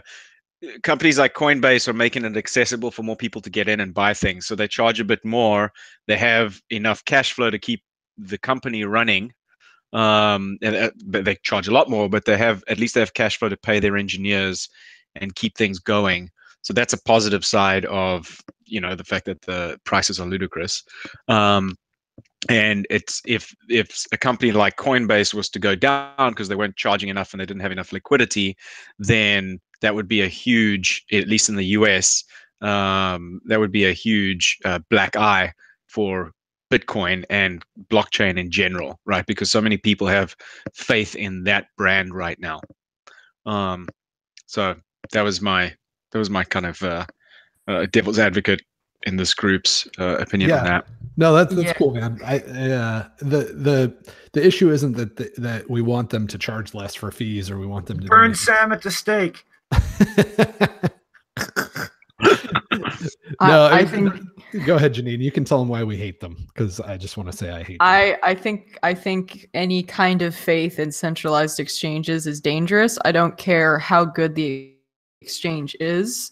Any kind of faith in a centralized service is a dangerous thing that will eventually have to be broken, and it's better to do it sooner than later, because the way Bitcoin is going, if it actually starts to be something that governments want to come after, you do not want to have a significant amount of Bitcoin stored in one place, held by keys by only a few people. I'm not talking about storage. You can get your hardware wallet, but I'm talking about like purchasing, and I'm going to assume, I haven't got the numbers, I'm going to assume most people just leave their coins up on Coinbase. So your argument is totally on point. But in terms of making it accessible to buy them, I think common knowledge about anyone who's been in the space for at least a month probably and looking at it is move your Bitcoins or Ether or whatever it is out into a hardware wallet, right? Yeah, you're probably right. They probably have on net done more good for the space than ill. On net, like for the full life of Coinbase, but gosh, they sure have sucked in the last 6 to 9 months. Yeah, we'll figure out in a few years when a few more governments decide to ban Bitcoin, or the US decides to really heavily go after Bitcoin. We'll figure out whether all of this surveillance that they're doing on all they've had for the past 4 years, 3 years or so, anyone who's done more than $20,000 of transacting or trading or whatever, you're going to be on a huge list, and that's going to the government. So hope that's worth it. So where should one, what's advice for listeners out there on where to get where this group gets their Bitcoin? Square Cash. Like I hate to admit, I use Coinbase, but as somebody who recklessly and retardedly went all in crypto years ago, that's pretty much my only option with their Shift card to actually be able to get by day to day. But I am waiting for Square Cash to enable deposits, because right now all they have is buy, sell, and withdrawal. But the minute that I can actually deposit my Bitcoin there and tie that to a debit card through Square Cash, I am canceling my Coinbase account and I am cutting up my Shift card. So you use it in kind of a weird way. You use it because you want to be able to take, you basically need to sell Bitcoin in order to live off of, and it's convenient to have a debit card. But I think, if you're trying to invest in Bitcoin. Really quick though, JW, like the one thing I want to say about Square Cash, they are the only business in this entire space I have ever seen by default, before you can do anything, display a warning that the price is unpredictable and do not invest more than you can afford to lose. This is the first company I have ever seen issue a warning like that. And that alone, like, fuck Coinbase. Go use Square Cash. Yeah, I mean, I'll give him credit for that, but I think Janine's complaint is still totally valid, right? If Bitcoin goes up 100 times and your name, and I think it's not just if you have $20,000, right? If you had $20,000, they specifically handed it over to the IRS, but that was probably a what do they call that? A parallel construction situation. But there's no question that if you have spent 55 cents on Bitcoin on Coinbase, your information is in a database. They probably have no intention of destroying that, and it's probably going to get hacked or leaked or something. So, but that applies to Square Cash too. So I would say if you're smart, you'll use something like BISC right now, which is just a decentralized exchange, or local Bitcoins. You got to be careful if you're going to meet people in person, because obviously you can get jacked. But if you think it through and you meet in a public place, you may pay a slight premium over Coinbase, but your privacy is much more preserved. And I think BISC is the way to go. From what I've seen, it's had a good experience with it. Yeah. So the suggestions I would give as someone who I've never invested in Bitcoin, I've never bought, and I've never sold, I earn it. But if I were to buy it, the suggestions that I would give as a person who I would not be willing to KYC myself to any of these companies for any amount of money. And so if you're a kind of person who wants to go that route and has that kind of privacy sensitivity, then I would, because the biggest thing, the biggest difficulty with getting Bitcoin is going from fiat to Bitcoin. So as long as you get over that hurdle, then you're pretty much set, because then you can, if you want to get more Bitcoin, you can, if you're willing to take the risk, you can go onto a cryptocurrency exchange and not even go into fiat and just trade cryptocurrencies back and forth and get more Bitcoin. And so the way to get from fiat to Bitcoin, obviously there's still some ATMs working in some countries. I don't think there's too many in the US anymore, but there's still some around Europe and the UK. I haven't used any on any other country, so I don't know how prolific they are, but Europe is generally, there's a lot of them, just because there's a lot of cryptocurrency people in Europe in terms of like full nodes and stuff.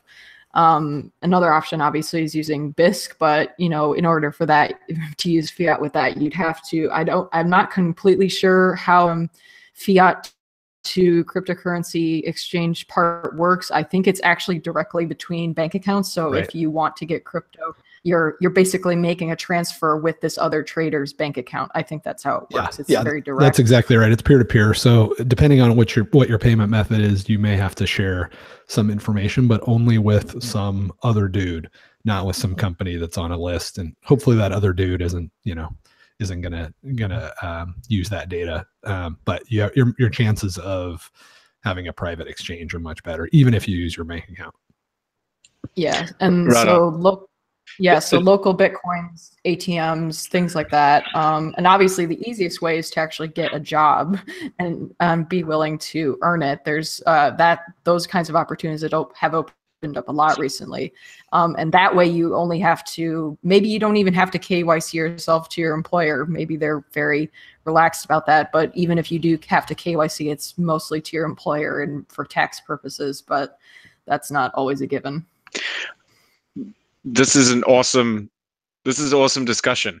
I unfortunately have to bail. I've got a commitment right now, and I'd love to talk about this more.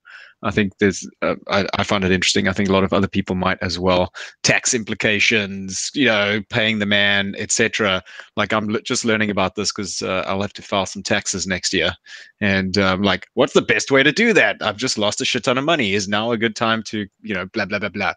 But thanks very much for having me, guys. It's been a fun discussion, and I've learned some stuff, and I appreciate the tips on Square Cash and BISC and local coin, etc. And take it easy, and maybe I'll chat to you guys on this forum again sometime. Mm-hmm. It's a pleasure, Sam. And like you said yourself, man, you got in this for a long-term investment. Don't let the day-to-day stuff mess with your head, man. Thanks. Thank you. Cheers, guys. All hard. Later. Ciao. Bye. Oh, righty. Well, see, this right here is where you would see a tweet.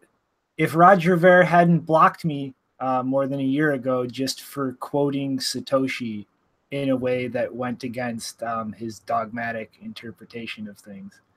But also, sadly, this appearance that was predicted by Dan Darkville last year has been postponed till Thursday. So we're going to have to wait to pick apart the ridiculous nonsense that Roger Ver tries to get Alex Jones screaming about.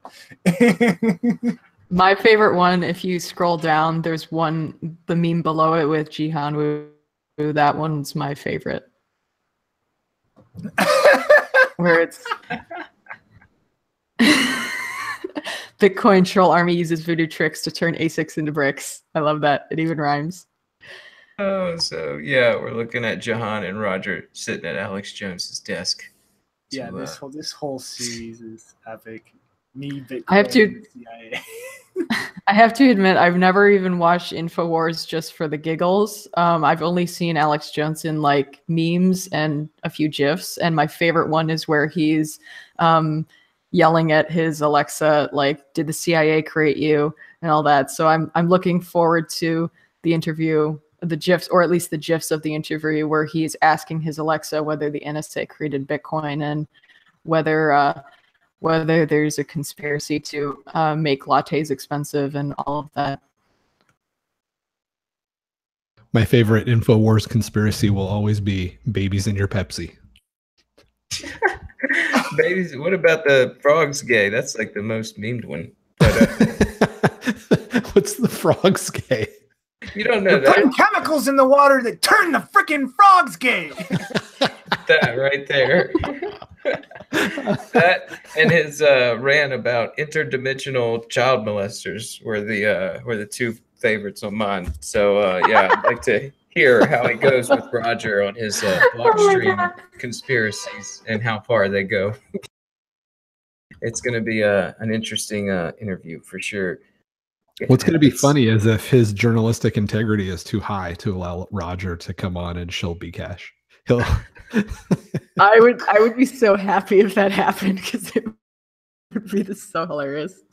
After this hearing today, maybe that's it. Maybe that's why it's getting pushed back. It's like he spends like 5 minutes listening to Roger and he's like, "Whoa, dude, going too far with this. This is too deep state." This guy's obviously full of crap.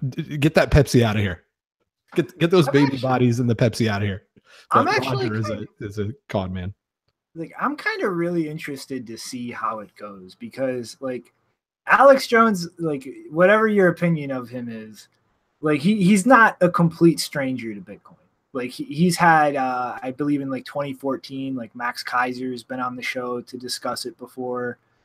I'm not sure if they still do, but around then, the InfoWars store was actually accepting Bitcoin, and it's like this isn't like the Rubin Report interview, if anybody watched that hilarious thing, where he's Roger's just going into somebody who has no idea about anything and just shilling his nonsense. Like, Alex has kind of been around the block once or twice. So I'm really kind of interested to see like how the give and take plays out there.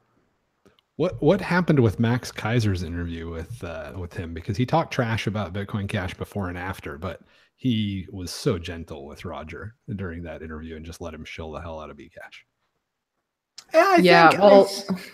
Max does not have a let's say consistent history of opinions because I'm not sure if it was as late as 2017. I think it was early 2016, but there's a whole bunch of tweets if you just search for them where he was raging against how Bitcoin Core is lazy and not growing the network and all of that. Right around the time where he was doing his shitcoin nonsense with join, start coin, all of that garbage. So the fact that Max Kaiser was on Alex Jones a few years ago doesn't surprise me because it's like there's no one in Bitcoin except for him who'd be willing to go on Alex Jones and have a conversation with him.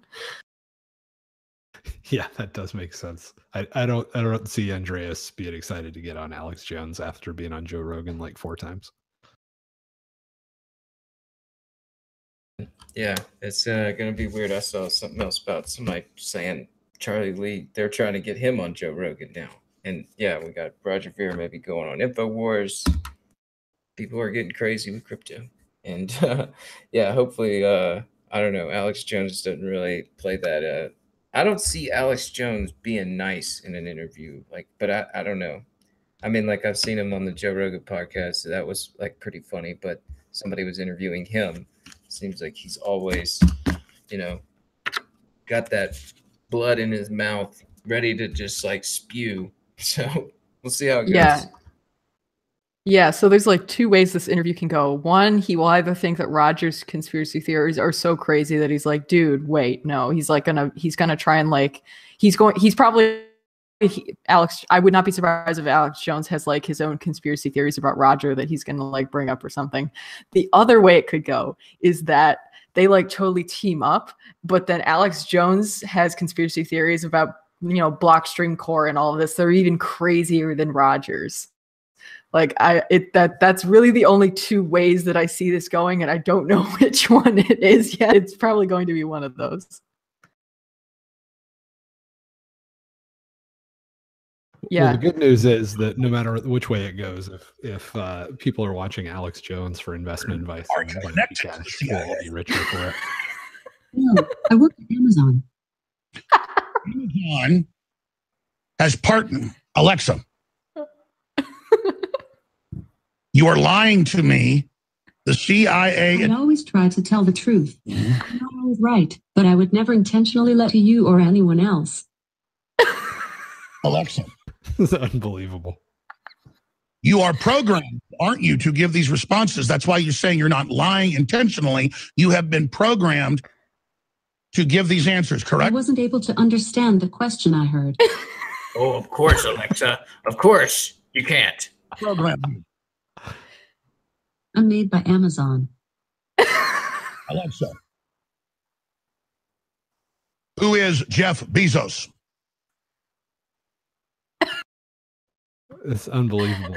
I mean, he really doesn't understand how this stuff works. It's like a 4-year-old picking up like a piece of alien technology. I think he's smarter than he gives off, man. I think he definitely has like that whole like conspiracies get him riled up thing, and he's like a kid, and then he realized he has a huge crowd, and then he just played into it, and now he's just continuing to play, like interviewing Alexa. That's pretty funny.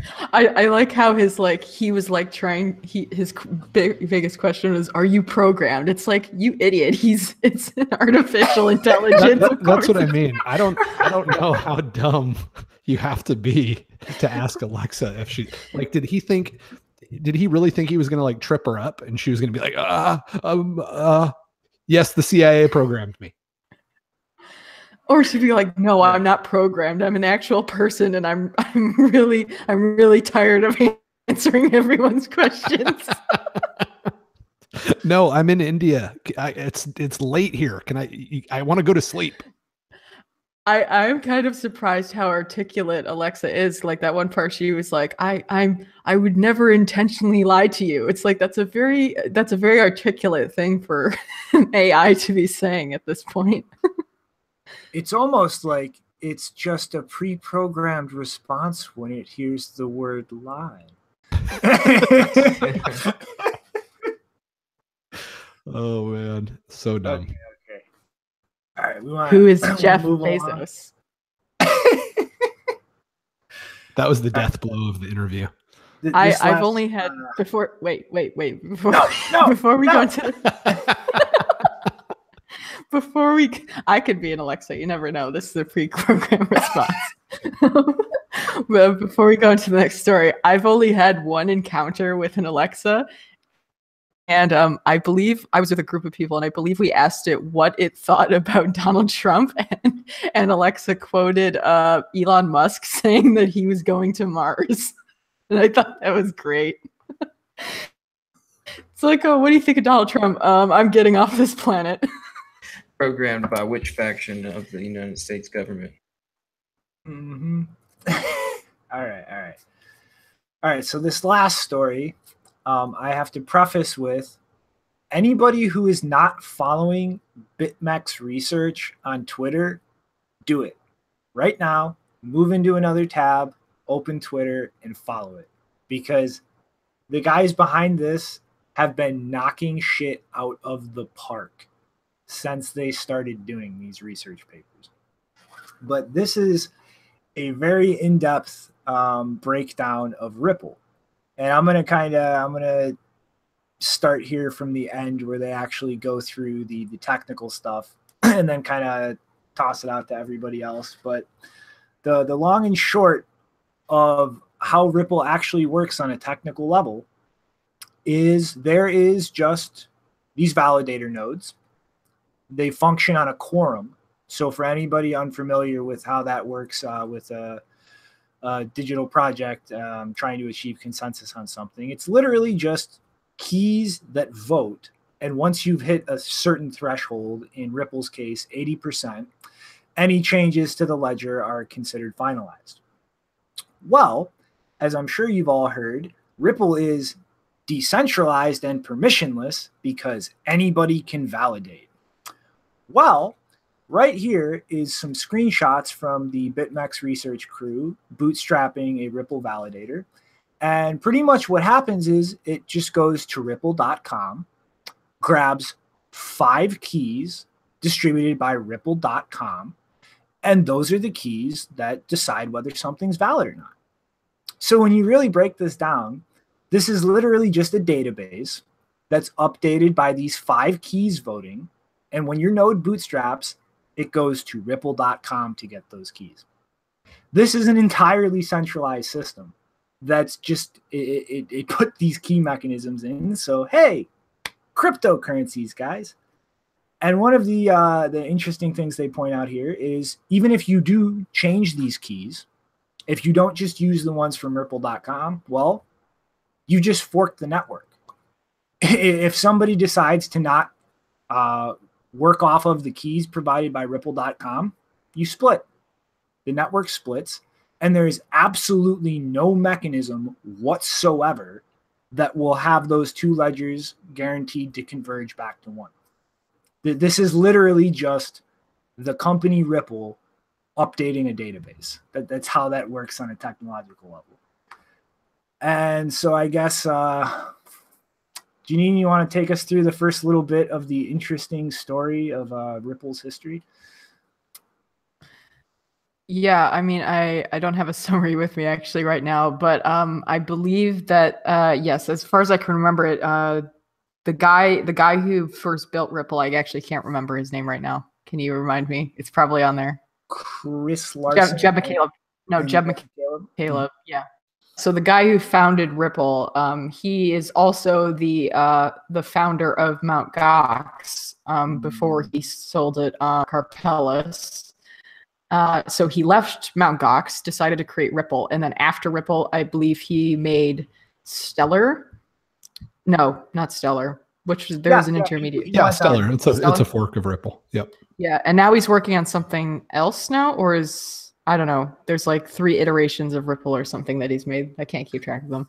But yeah, he basically Mt. Gox, then Ripple, and he has had a dispute with Ripple as an organization, as a company, for several years now, because I guess he disagreed with the fact. I guess the company ended up deciding that they weren't going to distribute the huge chunk of XRP that they control. He originally wanted to do that, and apparently that's the reason he left. I think that's too simple of an answer considering all of the legal stuff that has been going on. But yeah, it's a pretty crazy story. Mm-hmm. I mean, it's really it's outrageously ridiculous. Like this, Made Safe, if anybody's familiar with that, has pretty much been something that was around since 2004, like years before Bitcoin was even created. And it kind of, in a way, functions similarly to the Lightning Network in the original idea of how this would work. You said Made Safe. You meant to say Ripple, huh? No, Made Safe. It's a storage coin project that was around for a long time and then pivoted to blockchain post Bitcoin. Right. But it's pretty much just like an IOU swap through different people, except unlike the Lightning Network, there is counterparty risk, and there is no impartial layer facilitating the role of settlement like the blockchain does when looking at Lightning Network applied to Bitcoin or Litecoin or any actual cryptocurrency that has that system implemented on top of it. And this kind of just spun around a lot until we got to Ripple, the company we know now and the project we know now. And there was actually a chain reset.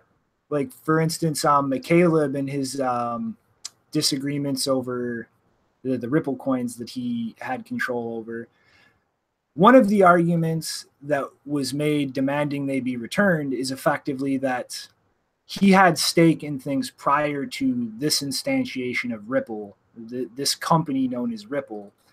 And then after that was kind of blackballed, Ripple as we know it was launched, he still issued himself a large chunk of Ripple shares.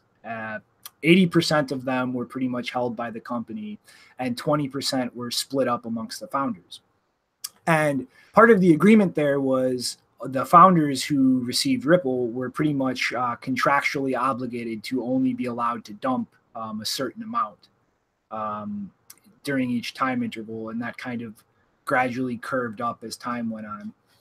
And there was a small chunk that was actually distributed to his family without the stipulation of having a limitation on how much he can dump. And so this kind of turned into a gigantic shit show with Jesse Powell, actually, the CEO of Kraken, who's a board member of Ripple, started bringing up the argument that, you know, you had a stake in this prior to the instantiation of Ripple as we know it, and still gifted yourself these Ripples after the token was relaunched and kind of started afresh. And that is effectively stealing from the company. And this kind of blurred together into the argument of his family members selling some of their tokens to Ripple, and Ripple actually freezing the $1 million they were paid for their stake in the Ripple system. And this actually went to court. And at risk of rambling on, I'm just going to kind of say that wound up not really working too well in his favor, and eventually the money was unfrozen. But a lot of the figures in terms of the supply are kind of very obscured. Like this graph right here was kind of put together from the publicly available information of how much the Ripple was distributed and sold and how much has been spent on company operations out of the total supply. And if you look at these X points on this graph, these are pretty much the only data points that were available to construct this graph from. So out of 2 years, these are the only declarations of actual figures for these categories. And it's not really clear what a lot of these tokens were used for or how they were allocated. And it's really gigantic. Like this whole company and project, air quotes, is a gigantic shit show. Like we've covered this much further back in the show's history. But R3 actually had a claim for, I think, where is this? Sorry, guys, this is kind of an in-depth thing that I would definitely recommend you actually read through after the show.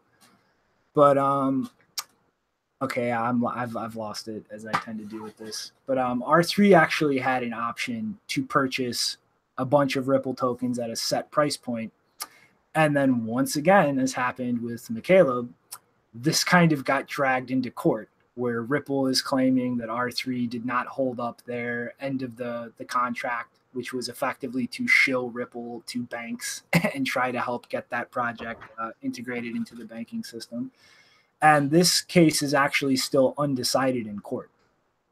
But, I mean, when you really look at all these things tying together, like this whole project is literally just money being printed out of thin air and people fighting over it while trying to have this veneer of being a cryptocurrency when, as I said when I first started, this is literally just a database that's completely controlled by the company Ripple.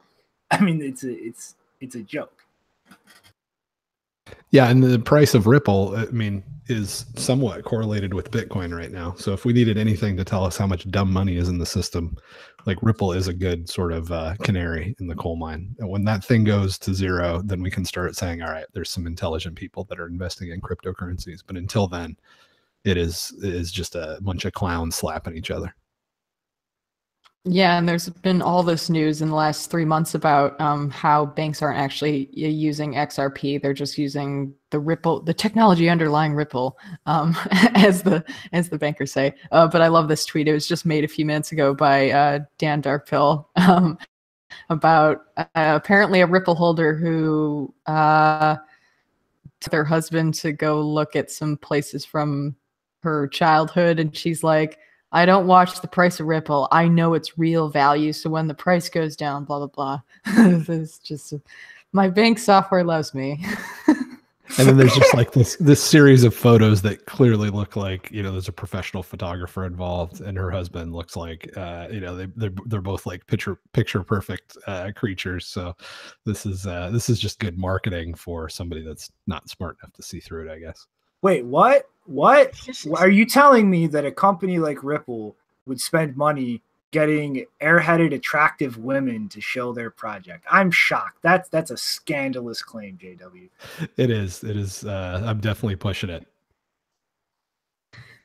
Well, also, I'm not surprised by the fact that, you know, Ripple is having, or R3 is having contract issues, because apparently that happened with Peter Todd as well.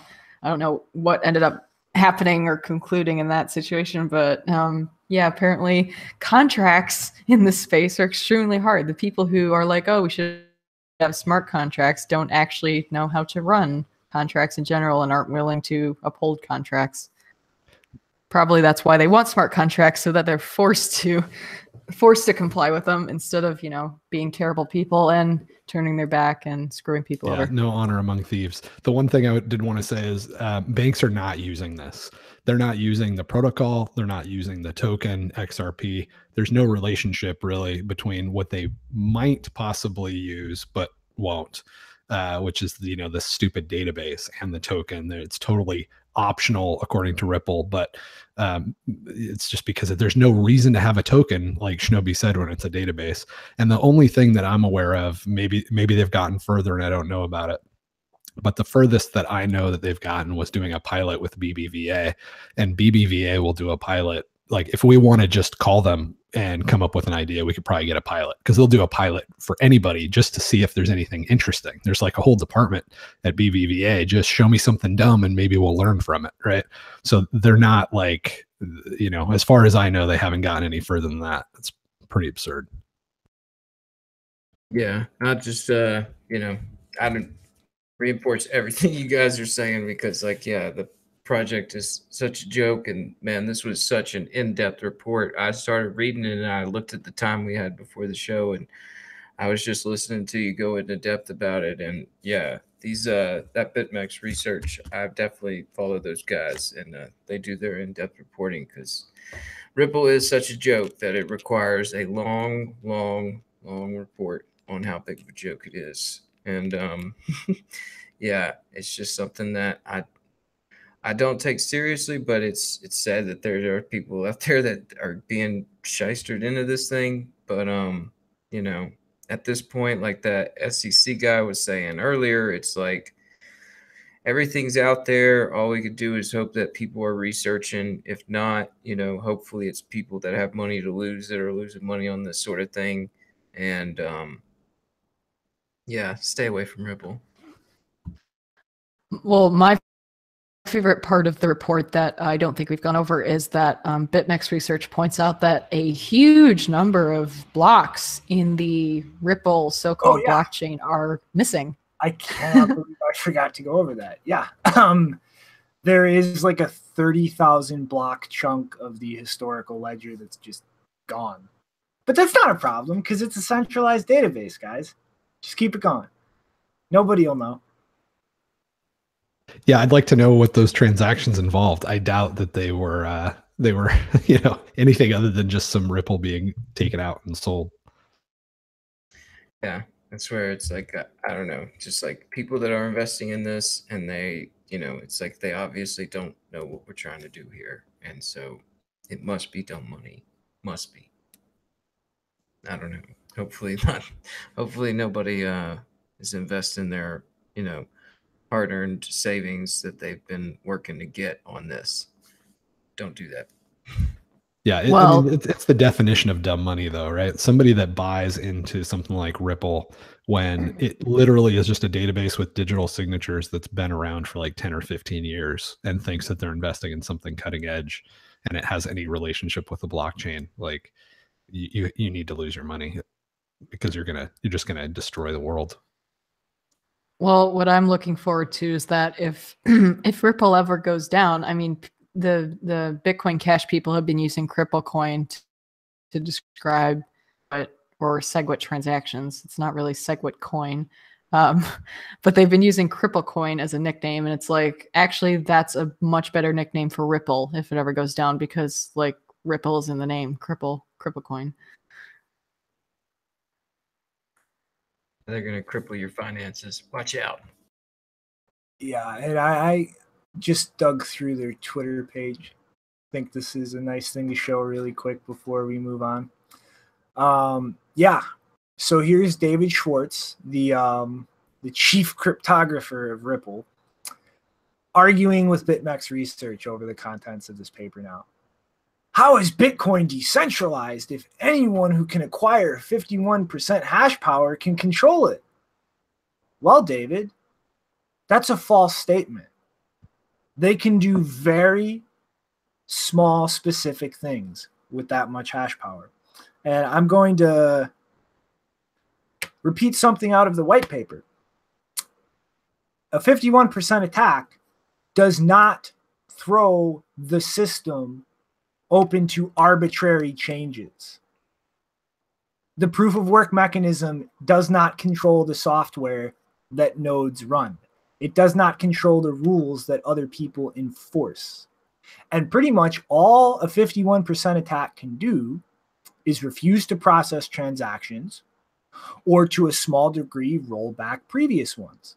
But that's kind of part of the probabilistic nature of proof of work. A reorg is always, has always been, and will always be possible, which is why things like zero confirmation transactions are not safe, and why intelligent people have been telling everybody they are not safe for years now.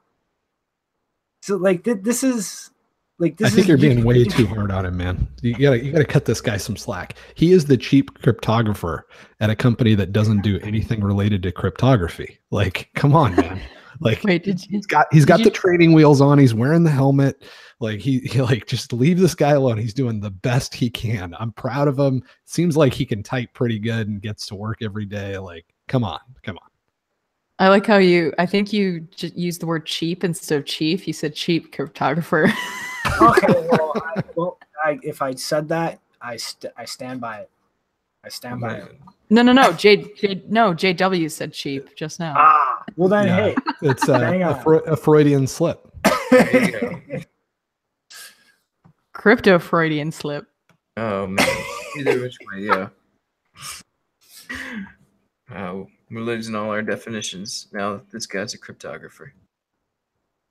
Yeah, in my tweet, I said he's being a cheap cryptographer at a company that doesn't use cryptography is kind of being like a chief mathematician at like a cattle ranch. It just doesn't make sense. But I'm proud of you if that's what you're doing. All right. So last thoughts for the day, anybody? I got a thought, man. Yes. Like while we were on air, I'm sorry. I'm gonna throw us off. Like JW, you could bring us back on. Like, while we were on air, I saw this. Elon Musk tweeted that I think he shot a car into space with some video cameras attached to it. Yes. Yeah. I swear, I'm just like looking at this thing going, is this thing really in space? No, it's really in space. They used it as they needed to do some testing. So, it's pretty good PR, but they used it as payload, test payload. What I didn't expect was they were going to strap it to the side of the rocket so it was visible. That is badass. Oh, yeah, wow. Man.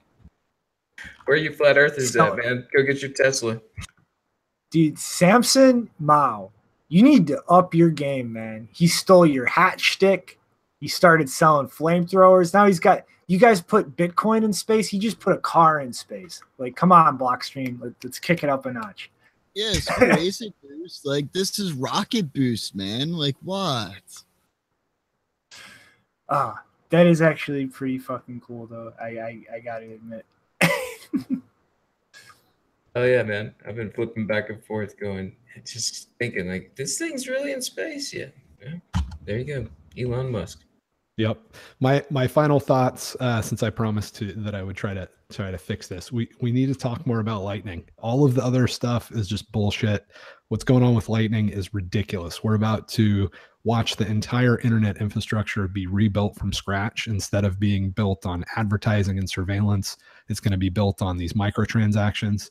It is absolutely amazing tech. I'm super excited about it. I have not seen any security issues with it, even though people have thrown a couple at me. They've all turned out to be no worse than a 51% attack, double spend situation on Bitcoin, and not cost effective to execute. So yeah, I mean, Lightning is still awesome. Like the only thing that the price decline should tell you, right after we just spent a few weeks fully validating that Lightning works, is that there's so much dumb money that the utility, the usefulness of this asset and this network is completely unpegged from the price. So we just got to wait.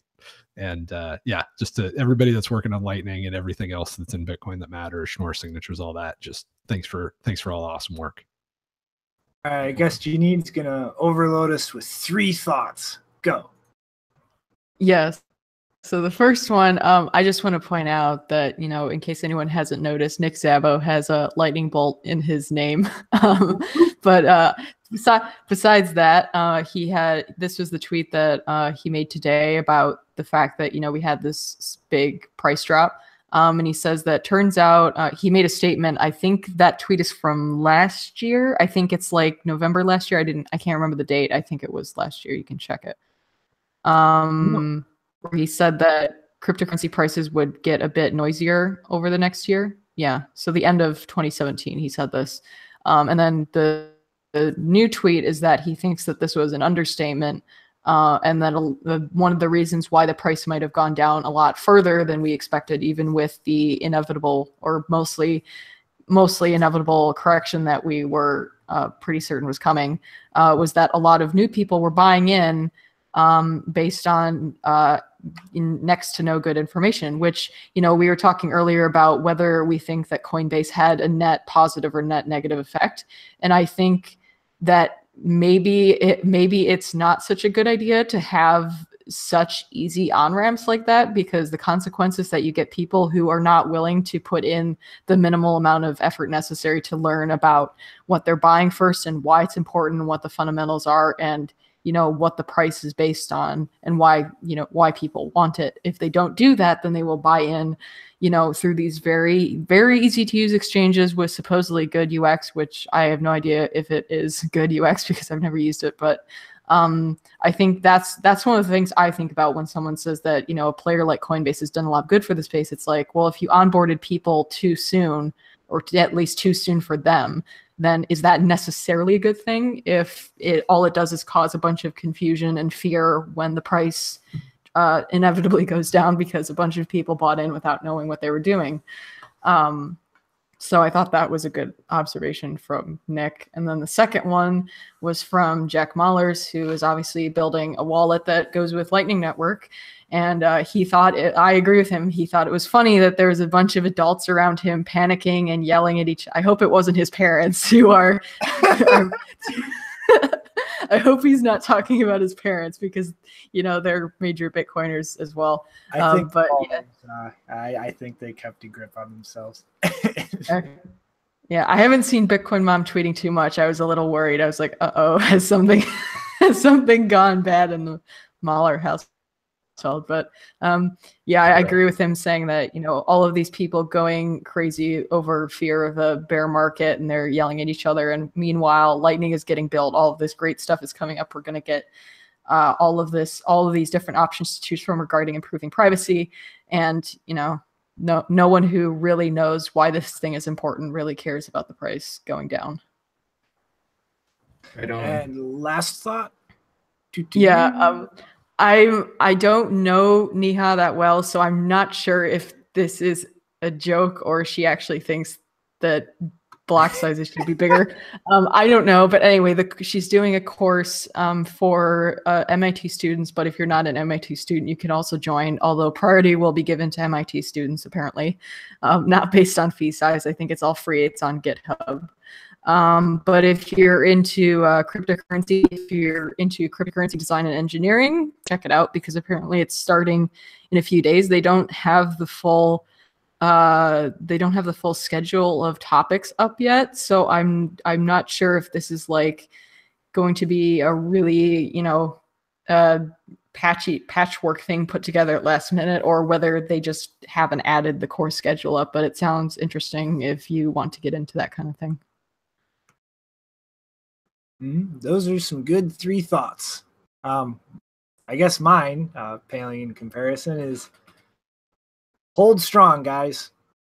If you do trade, don't get overzealous. Don't look at every dip like it's the end of the world. Don't look at every bounce like it's immediately mooning. You know, and if you're not trading, average in and HODL. You like and subscribe if you like. If not, I don't know why you're here, but I guess we'll see probably Thursday, guys. Toodaloo. Here, everyone. Wait. No. Oh my God. Okay. One more. Come on. Janine Janine has good stuff, man. If she's saying wait, I'm now. I mean, there's a lot of pressure. We're building up a lot of pressure here, Janine. It better be good. All right, let's see. I have confidence. Say no to fake Satoshi. That's my final message. Say audit the Fed, #fake Satoshi. Oh no. All right, I'll catch you guys later in the week. Toodaloo, everybody. See you guys. Peace. Bye.